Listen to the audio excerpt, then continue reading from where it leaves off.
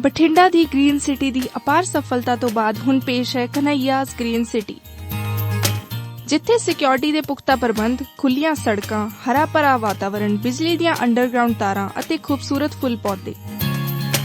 Landscaping ਅਤੇ ਨਿਰਮਾਣ ਕਾਰਜ ਚੱਲ ਰਹੇ ਨੇ ਤੇਜ਼ੀ ਨਾਲ। ਇਸ ਤੋਂ ਪਹਿਲਾਂ ਕਿ ਸਾਰੇ ਪਲਾਟ ਬੁੱਕ ਹੋ ਜਾਣ, ਸੰਪਰਕ ਕਰੋ 8556002064 ਅਤੇ 8556602071। ਸੋ ਪ੍ਰੋਗਰਾਮ ਸ਼ਮਾਦਾਨ ਦੇ ਵਿੱਚ ਤੁਹਾਡਾ ਮੁੜ ਤੋਂ ਸਵਾਗਤ ਹੈ। ਇਸ ਵਕਤ ਤੁਸੀਂ ਰੇਡੀਓ ਪੰਜਾਬ ਟੂਡੇ ਦੇ ਬਠਿੰਡਾ ਸਟੂਡੀਓ ਤੋਂ ਸਾਡੇ ਨਾਲ ਜੁੜੇ ਹੋਏ ਹੋ।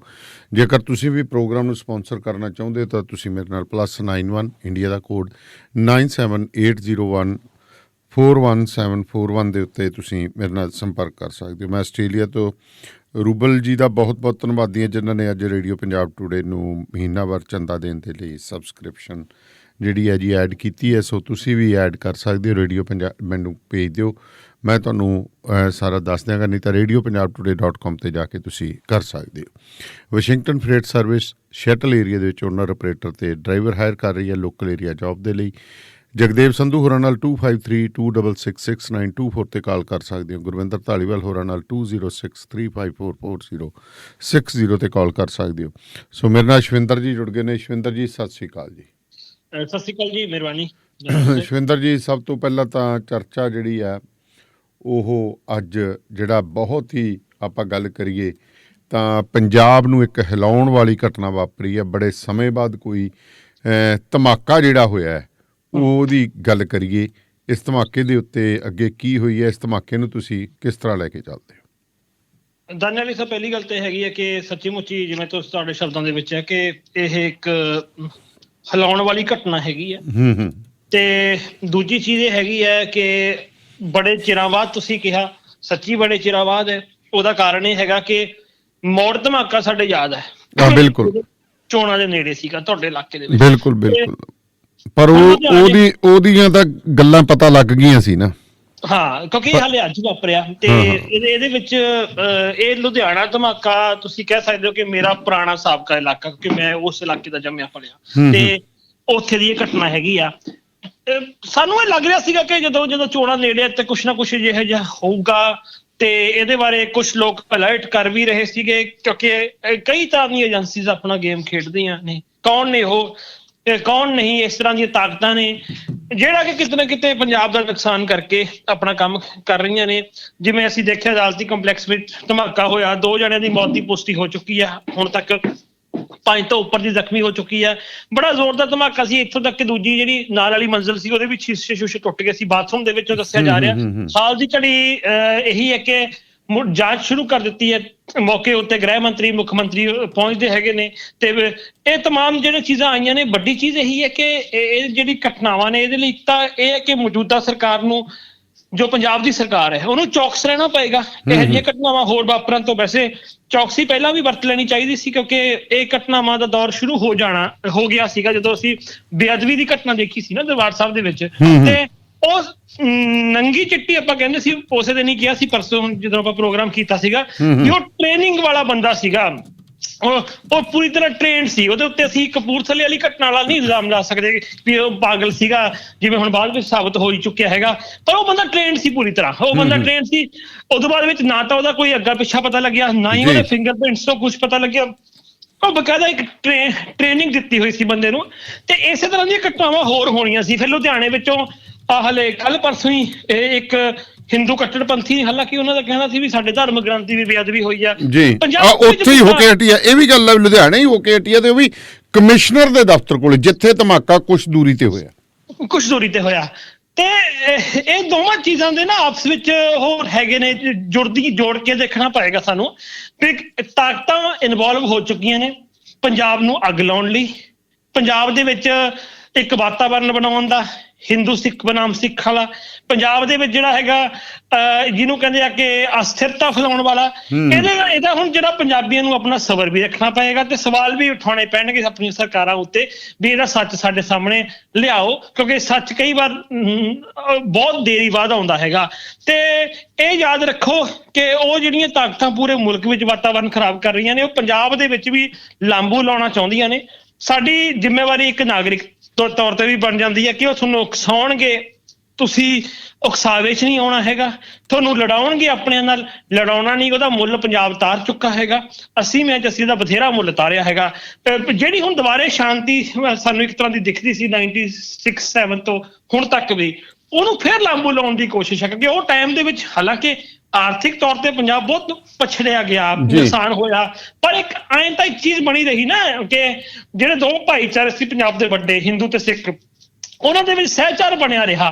ਪਹਿਲਾਂ ਲੜਾਇਆ ਗਿਆ ਸਾਨੂੰ ਬਥੇਰਾ, ਹਾਲਾਂਕਿ ਇੱਕ ਸਹਿਚਾਰ ਤਾਂ ਉਹ 80 ਮੈਚ ਦੌਰਾਨ ਵੀ ਰਿਹਾ। ਉਹ ਕੀ ਰਿਹਾ ਕਿ ਜਦੋਂ ਆਪਸ ਵਿੱਚ ਨਹੀਂ ਅਸੀਂ ਲੜੇ ਹੈਗੇ, ਪਿੰਡ ਵਿੱਚੋਂ ਕਿਸੇ ਨੇ ਨਹੀਂ ਮਾਰਿਆ ਹੈਗਾ ਵੀ, ਜੇ ਕਿਸੇ ਨੇ ਬਾਹਰੋਂ ਆ ਕੇ ਕੋਸ਼ਿਸ਼ ਵੀ ਕੀਤੀ ਤੇ ਪਿੰਡ ਵਾਲਿਆਂ ਨੇ ਕਿਹਾ ਕਿ ਨਾ ਅਸੀਂ ਨਹੀਂ ਕੁਛ ਇਹੋ ਜਿਹਾ ਕਰਨ ਦੇਣਾ।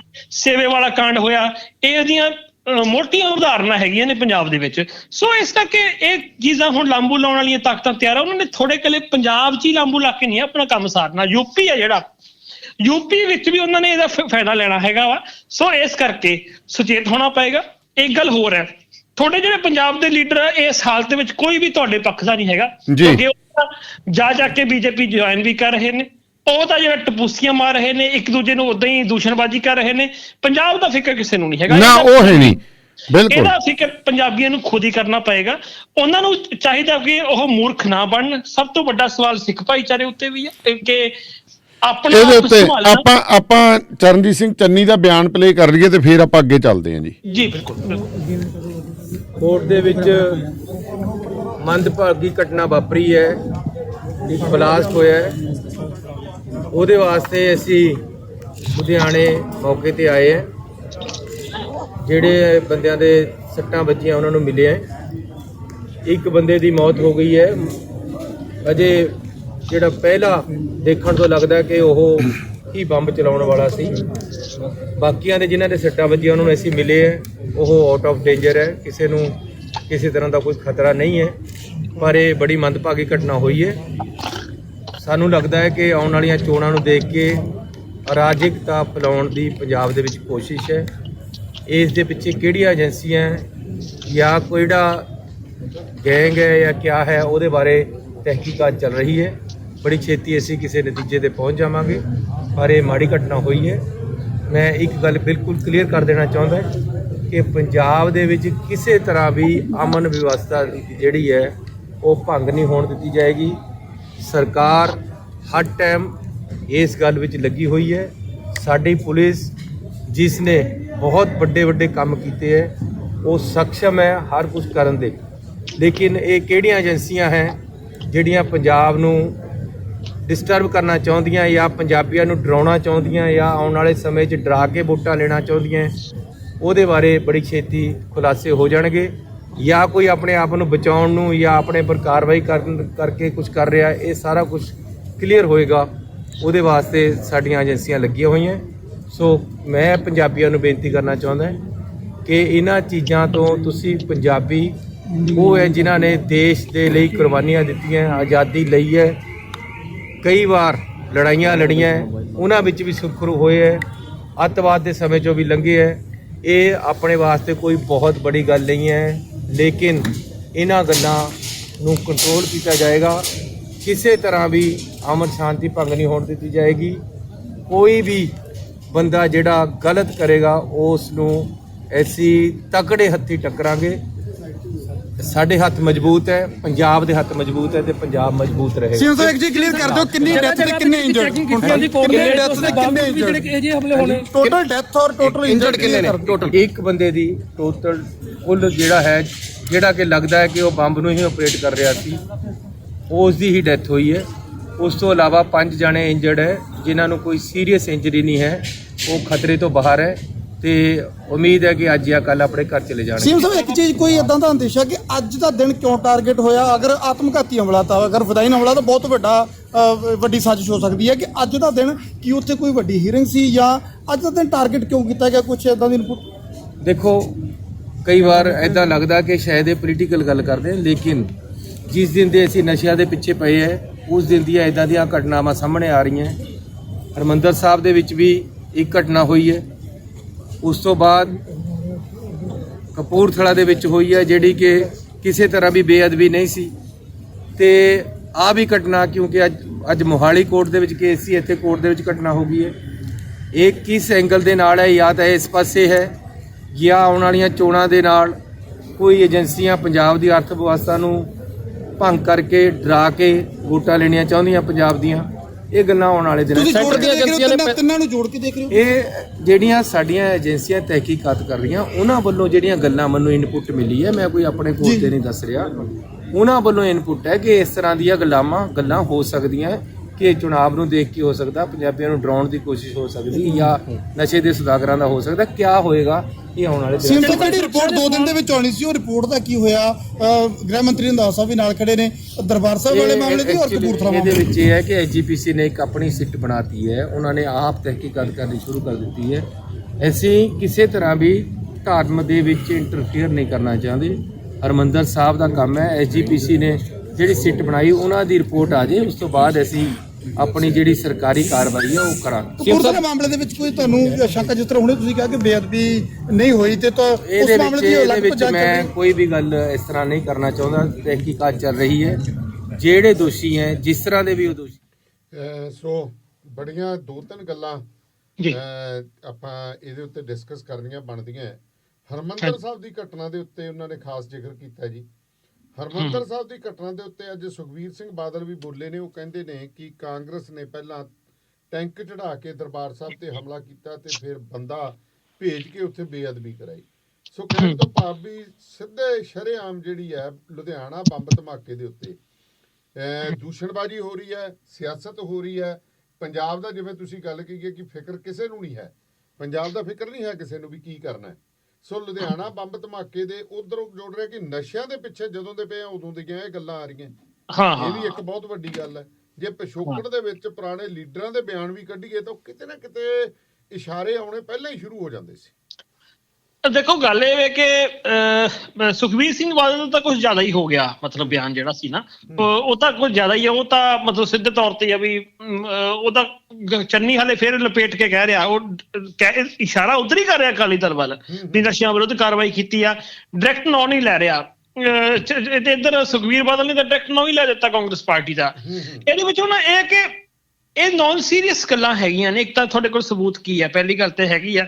ਦੂਜੀ ਇਹ ਹੈਗਾ ਕਿ ਅਸੀਂ ਇੱਕ ਸੁਤੰਤਰ ਤੌਰ ਤੇ ਇੱਕ ਜਰਨਲਿਸਟ ਦੇ ਤੌਰ ਤੇ ਅੰਦੇਸ਼ੇ ਲਾ ਰਹੇ ਹਾਂ। ਉਹ ਲਿਆ ਰਹੇ ਹਾਂ ਇੱਕ ਵੱਡੇ ਪ੍ਰੋਸਪੈਕਟਿਵ ਨੂੰ ਦੇਖ ਕੇ ਵੀ ਇਹਦੇ ਵਿੱਚ ਕਾਂਗਰਸ ਕੀ, ਅਕਾਲੀ ਦਲ ਕੀ, ਜਿਹੜੀਆਂ ਤਾਕਤਾਂ ਇਸ ਸਮੇਂ ਸੱਤਾ 'ਚ ਨੇ ਕੇਂਦਰ ਦੇ ਵਿੱਚ ਨੇ, ਕਿਉਂਕਿ ਇਹ ਸਾਰੀਆਂ ਏਜੰਸੀਆਂ ਦਾ ਕੰਮ ਜਿਹੜਾ ਹੈਗਾ ਉਹ ਤੁਹਾਨੂੰ ਪਤਾ ਕਿਵੇਂ ਚੱਲਦਾ ਹੈਗਾ। ਜੀ ਇਵਨ ਇੱਥੋਂ ਤੱਕ ਕਿ ਗ੍ਰਹਿ ਮੰਤਰਾਲੇ ਦਾ ਜਿਹੜਾ ਹੁੰਦਾ ਸੈਂਟਰ ਵਾਲਾ, ਉਹ ਤਾਂ ਸਟੇਟ ਵਾਲੀਆਂ ਏਜੰਸੀਆਂ ਨੂੰ ਵੀ ਹੱਕ ਲੈਂਦਾ ਹੈਗਾ। ਸੋ ਇਸ ਕਰਕੇ ਜ਼ਿਆਦਾ ਤਾਕਤ ਤਾਂ ਉਧਰ ਹੀ ਜਾਂਦੀ। ਜਦੋਂ ਆਪਾਂ ਆਪਣੇ ਵਰਗਾ ਬੰਦਾ ਤੁਹਾਡੇ ਜਾਂ ਮੇਰੇ ਵਰਗਾ ਐਨਾਲਿਸਿਸ ਕਰੇ ਤਾਂ ਉਹ ਤਾਂ ਇਹੀ ਦੇਖੇਗਾ ਨਾ ਵੀ ਪਾਵਰ ਕਿਹਦੇ ਕੋਲ, ਫਾਇਦਾ ਕਿਹਦੇ ਹੋ ਰਿਹਾ। ਅਸੀਂ ਤਾਂ ਉਸ ਹਿਸਾਬ ਨਾਲ ਕਹਿ ਰਹੇ ਹਾਂ। ਇਹਨਾਂ ਦੀ ਆਪਣੀਆਂ ਗਰਜਾਂ ਨੇ, ਇਹ ਇੱਕ ਦੂਜੇ ਨੂੰ ਦੋਸ਼ਣ, ਇਹਨਾਂ ਨੂੰ ਲੱਗਦਾ ਵੀ ਇੱਕ ਦੂਜੇ ਨੂੰ ਕੋਸ ਕੇ ਕੁਝ ਹੋ ਜਾਊਗਾ।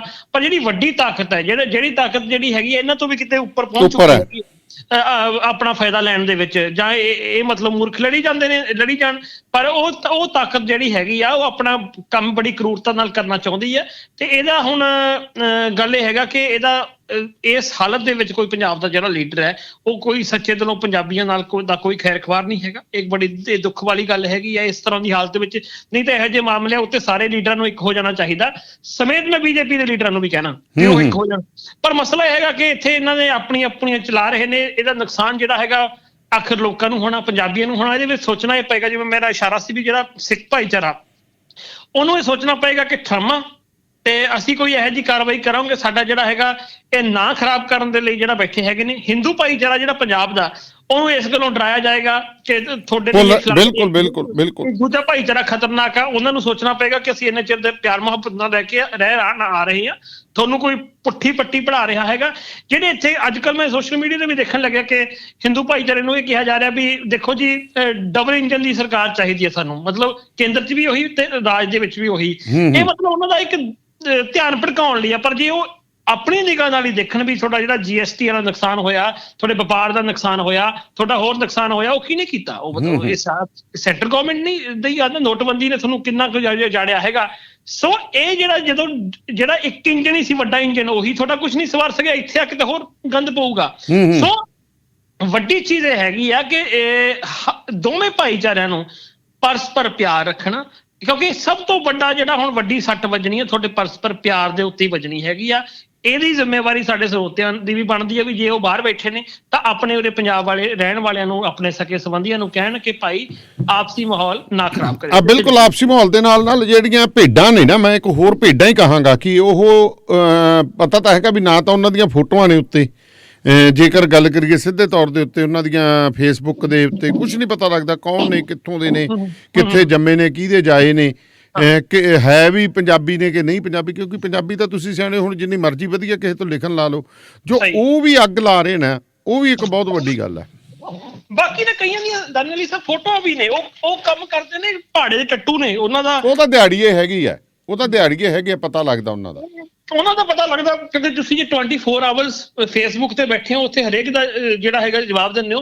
ਮੈਂ 24 ਘੰਟੇ ਫੇਸਬੁੱਕ ਤੇ ਨਹੀਂ ਬਹਿ ਸਕਦਾ, ਠੀਕ ਹੈ ਨਾ, ਤੁਸੀਂ ਬਹਿ ਸਕਦੇ ਹੋ। ਬੰਦੇ ਦਾ ਮਤਲਬ ਨਿੱਤਾ ਬੰਦੇ ਨੇ ਸੌਣਾ ਵੀ ਆ, ਹੋਰ ਬਹੁਤ ਸਾਰੇ ਕੰਮ ਕਰਨੇ ਹੈਗੇ ਨੇ, ਤੇ ਤੁਸੀਂ 24 ਘੰਟੇ ਜਾਗਦੇ ਹੋ ਯਾਰ। ਤੁਸੀਂ 24 ਘੰਟੇ ਜਦੋਂ ਦੇਖੇ ਠੱਠਾ ਲੱਗੇ ਰਹਿੰਦੇ ਹੋ, ਇਹਦਾ ਮਤਲਬ ਉਸ ਆਈਡੀ ਨੂੰ ਇੱਕ ਤੋਂ ਵੱਧ ਜਾਣੇ ਚਲਾ ਰਹੇ ਨੇ, ਨੰਬਰ 1। ਤੇ ਉਹ ਦਿਹਾੜੀ ਤੇ ਰੱਖੇ ਹੋਏ ਬੰਦੇ ਨੇ। ਤੇ ਮੈਂ ਤਾਂ ਇਹੋ ਜਿਹੇ ਨੂੰ ਵੀ ਕਈਆਂ ਨੂੰ ਦੀ ਸ਼ਨਾਖਤ ਕਰਨ ਲੱਗਿਆ ਹੋਇਆ ਜਿਹੜੇ ਕਿ ਹਾਲੇ ਸਾਲ ਕੁ ਪਹਿਲਾਂ ਕਹਿੰਦੇ ਸੀ ਅਸੀਂ ਬੇਰੁਜ਼ਗਾਰ ਹਾਂ, ਸਾਨੂੰ ਜਿਹੜਾ ਹੈਗਾ ਕੰਪਨੀ ਨੂੰ ਨੌਕਰੀ ਤੋਂ ਕੱਢ ਰਹੀ ਹੈ ਜੇ ਕੱਢ ਦਿੱਤਾ। ਅੱਜ ਕੱਲ੍ਹ ਉਹ ਕਹਿੰਦੇ ਅਸੀਂ ਠੀਕ ਹੈ। ਤੇ ਮੈਂ ਸੋਚਣ ਲੱਗਿਆ ਵੀ ਕਿਵੇਂ ਠੀਕ ਨੇ ਉਹਨਾਂ ਦੀ, ਉਹ ਇੱਕ ਦੋ ਬੰਦੇ ਹੈਗੇ ਨੇ, ਉਹਨੂੰ ਟਰੇਸ ਕਰਨ ਚ ਲੱਗਿਆ ਹੋਇਆ ਮੈਂ ਵੀ ਉਹ ਅੱਜ ਕੱਲ੍ਹ ਜ਼ਿਆਦਾ ਠੀਕ ਕਿਵੇਂ ਨੇ, ਤੇ ਕੋਈ ਕੰਮ ਨਹੀਂ ਕਰਦੇ ਫਿਰ ਵੀ ਠੀਕ ਨੇ, ਫੇਸਬੁੱਕ ਤੇ ਰਹਿੰਦੇ। ਨਾਲੇ ਵਿਦੇਸ਼ਾਂ ਦੇ ਵਿੱਚ ਬਹਿ ਕੇ ਮੈਂ ਹੈਰਾਨ ਆ ਕਿ ਇੰਨਾ ਸਮਾਂ ਫੇਸਬੁੱਕ ਤੇ ਕਿਵੇਂ ਕੱਢ ਲੈਂਦੇ, ਜਿੱਥੇ ਘੱਟੋ ਘੱਟ $20-25 ਤੁਸੀਂ ਘੰਟੇ ਦੇ ਕੋਲ। ਇਹਦੇ ਵਿੱਚ ਹੋਰ ਇੱਕ ਆਈਟਮ ਹੈ, ਜਿਹੜੇ ਵਿਦੇਸ਼ਾਂ ਜਿਹੜੇ ਇੰਡੀਆ 'ਚ ਬੈਠੇ ਨੇ ਨਾ ਦਾਨੀਆਲੇ ਸਾਹਿਬ, ਉਹਨਾਂ ਨੂੰ ਵਿਦੇਸ਼ਾਂ ਤੋਂ ਇਸ ਤਰ੍ਹਾਂ ਦੇ ਆਨਸਰ ਫੰਡਿੰਗ ਕਰ ਰਹੇ ਨੇ, ਉਹਨਾਂ ਨੂੰ ਤਨਖਾਹ ਤੇ ਰੱਖਿਆ ਹੋਇਆ ਵਾ ਕਿ ਤੁਸੀਂ ਇਹ ਕੰਮ ਕਰੀ ਜਾਓ। ਮੈਂ ਤਾਂ ਉਹ ਇੰਡੀਆ 'ਚ ਬੈਠੇ ਬੰਦਿਆਂ ਦੀ ਗੱਲ ਕਰਦਾ ਜਿਹੜੇ 24 ਘੰਟੇ, ਮਤਲਬ ਇੱਕ ਟਾਈਮ ਸੀ ਜਦੋਂ ਸਾਲ ਪਹਿਲਾਂ ਉਹ ਕਹਿੰਦੇ ਹੁੰਦੇ ਸੀ ਕਿ ਸਾਨੂੰ ਯਾਰ 15-20 ਹਜ਼ਾਰ ਰੁਪਏ ਮਿਲਦਾ ਤੇ ਕੰਪਨੀ ਹੁਣ ਨੌਕਰੀ ਤੋਂ ਕੱਢਣ ਨੂੰ ਫਿਰਦੀ ਆ, ਤੇ ਅੱਜ ਕੱਲ੍ਹ 24 ਘੰਟੇ ਫੇਸਬੁੱਕ ਤੇ ਨੇ। ਫਿਰ ਕਹਿੰਦੇ ਨੇ ਨਹੀਂ ਹਾਲੇ ਹੁਣ ਅਸੀਂ ਬੜਾ ਵਧੀਆ, ਅਸੀਂ ਨੌਕਰੀ ਵੀ ਛੱਡਤੀ ਪਰ ਬੜੇ ਵਧੀਆ। ਇਹ ਬੜੇ ਵਧੀਆ ਕਿਵੇਂ ਹੋ ਤੁਸੀਂ? ਮੈਂ ਜਿਹੜਾ ਹੈਗਾ ਦੇਖੋ ਆਪਣੀ ਪੱਤਰਕਾਰੀ 'ਚ ਕਿੰਨਾ ਕੰਮ ਕਰਦੇ ਆ, ਫਿਰ ਜਾ ਕੇ ਅਸੀਂ ਜਿਹੜੀ ਰੋਟੀ ਵਧੀਆ ਖਾਣੇ ਹੈਗੇ ਆ, ਠੀਕ ਹੈ। ਤੇ ਇਹ ਬੰਦੇ ਆਰਾਮ ਨਾਲ ਬੈਠੇ ਫੇਸਬੁੱਕ ਉੱਤੇ ਐਕਟਿਵ ਨੇ 24 ਘੰਟੇ, ਤੇ ਇਹ ਕੀ ਕਰ ਰਹੇ ਨੇ? ਕਹਾਣੀ ਕਿੱਥੇ ਆ ਜਾਂਦੀ? ਇਹ ਸੋਚਣਾ ਬਣਦਾ ਹੈਗਾ। ਇਹ ਬਿਲਕੁਲ ਤੁਹਾਡੀ ਗੱਲ ਸਹੀ ਹੈ, ਕਿਉਂਕਿ ਅੱਗ ਜਿਹੜੀ ਲਾਈ ਜਾ ਰਹੀ ਹੈ ਨਾ, ਚੰਨੀ ਸਾਹਿਬ ਵੀ ਕਹਿੰਦੇ, ਆਪਾਂ ਵੀ ਬੜੀ ਗੱਲ ਕਹੀ ਜਾਂਦੇ ਸੀਗੇ ਕਿ ਜਿਹੜੀ ਉਹਨਾਂ ਨੇ ਗੱਲ ਕੀ ਕਿ ਕਪੂਰਥਲੇ ਵਾਲਾ ਜਿਹੜਾ ਉਹ ਬੇਅਦਬੀ ਨਹੀਂ ਹੋਈ, ਤੇ ਜਿਹੜਾ ਕਪੂਰਥਲੇ ਉਹ ਕਹਿੰਦੇ ਨਿੱਜੀ ਗੁਰੂ ਘਰ ਆ। ਤੇ ਇਹ ਵੀ ਪਤਾ ਚੱਲਿਆ ਵੀ ਜਿਹਦਾ ਗੁਰੂ ਘਰ ਆ ਉਹ ਵੀ, ਮੈਂ ਗੁਰੂ ਘਰ ਤਾਂ ਨਹੀਂ ਹੁਣ ਕੀ ਕਹਾਂ, ਮੈਨੂੰ ਸ਼ਬਦ ਨਹੀਂ ਸਮਝ ਆਉਂਦੇ, ਉਹ ਸਾਡੇ ਸਰੋਤੇ ਹੀ ਫੋਨ ਕਰਕੇ ਕਹਿ ਸਕਦੇ ਨੇ, ਦੱਸ ਸਕਦੇ ਆ। ਕਹਿੰਦੇ ਉਹਦਾ ਪਿਛੋਕੜ ਵੀ ਕੋਈ ਬਹੁਤਾ ਚੰਗਾ ਨਹੀਂ ਸੀ, ਉਹ ਵੀ ਕਹਿੰਦੇ ਵੀ ਏਜੰਸੀਆਂ ਦਾ ਹੀ ਬੰਦਾ ਰਿਹਾ ਪਹਿਲਾਂ। ਹਾਂ, ਇਹ ਤਰ੍ਹਾਂ ਦੇ ਸਵਾਲ ਆ ਰਹੇ ਨੇ। ਮੈਂ ਹਾਲੇ ਇਹਦੇ ਬਾਰੇ ਤੁਸੀਂ ਵਿਸਥਾਰ ਚ ਦੱਸ ਸਕਦੇ ਹੋ, ਕਿ ਮੈਂ ਸਿਰਫ ਏਦਾਂ ਹੀ ਗੱਲਾਂ ਸੁਣੀਆਂ ਹੋਈਆਂ ਨੇ ਉੱਡਦੀਆਂ। ਦੂਜੀ ਗੱਲ ਇੱਕ ਚੀਜ਼ ਹੈਗੀ ਹੈ, ਮੇਰਾ ਪਹਿਲੇ ਦਿਨ ਮੱਥਾ ਜ਼ਰੂਰ ਠਣਕਿਆ ਜਦੋਂ ਉਹ ਸੀਗਾ ਵੀ ਗੁਰਦੁਆਰਾ ਸ਼੍ਰੀ ਚੰਦ ਜੀ ਨਾਲ ਸੰਬੰਧਿਤ ਹੈਗਾ, ਠੀਕ ਹੈ। ਹੁਣ ਬਾਬਾ ਸ਼੍ਰੀ ਚੰਦ ਗੁਰੂ ਨਾਨਕ ਸਾਹਿਬ ਦੇ ਬੇਟੇ ਸੀਗੇ, ਸਾਨੂੰ ਪਤਾ ਵੀ ਉਦਾਸੀ ਸੰਪਰਦਾਇ ਨਾਲ ਸੰਬੰਧਿਤ ਸੀਗੇ।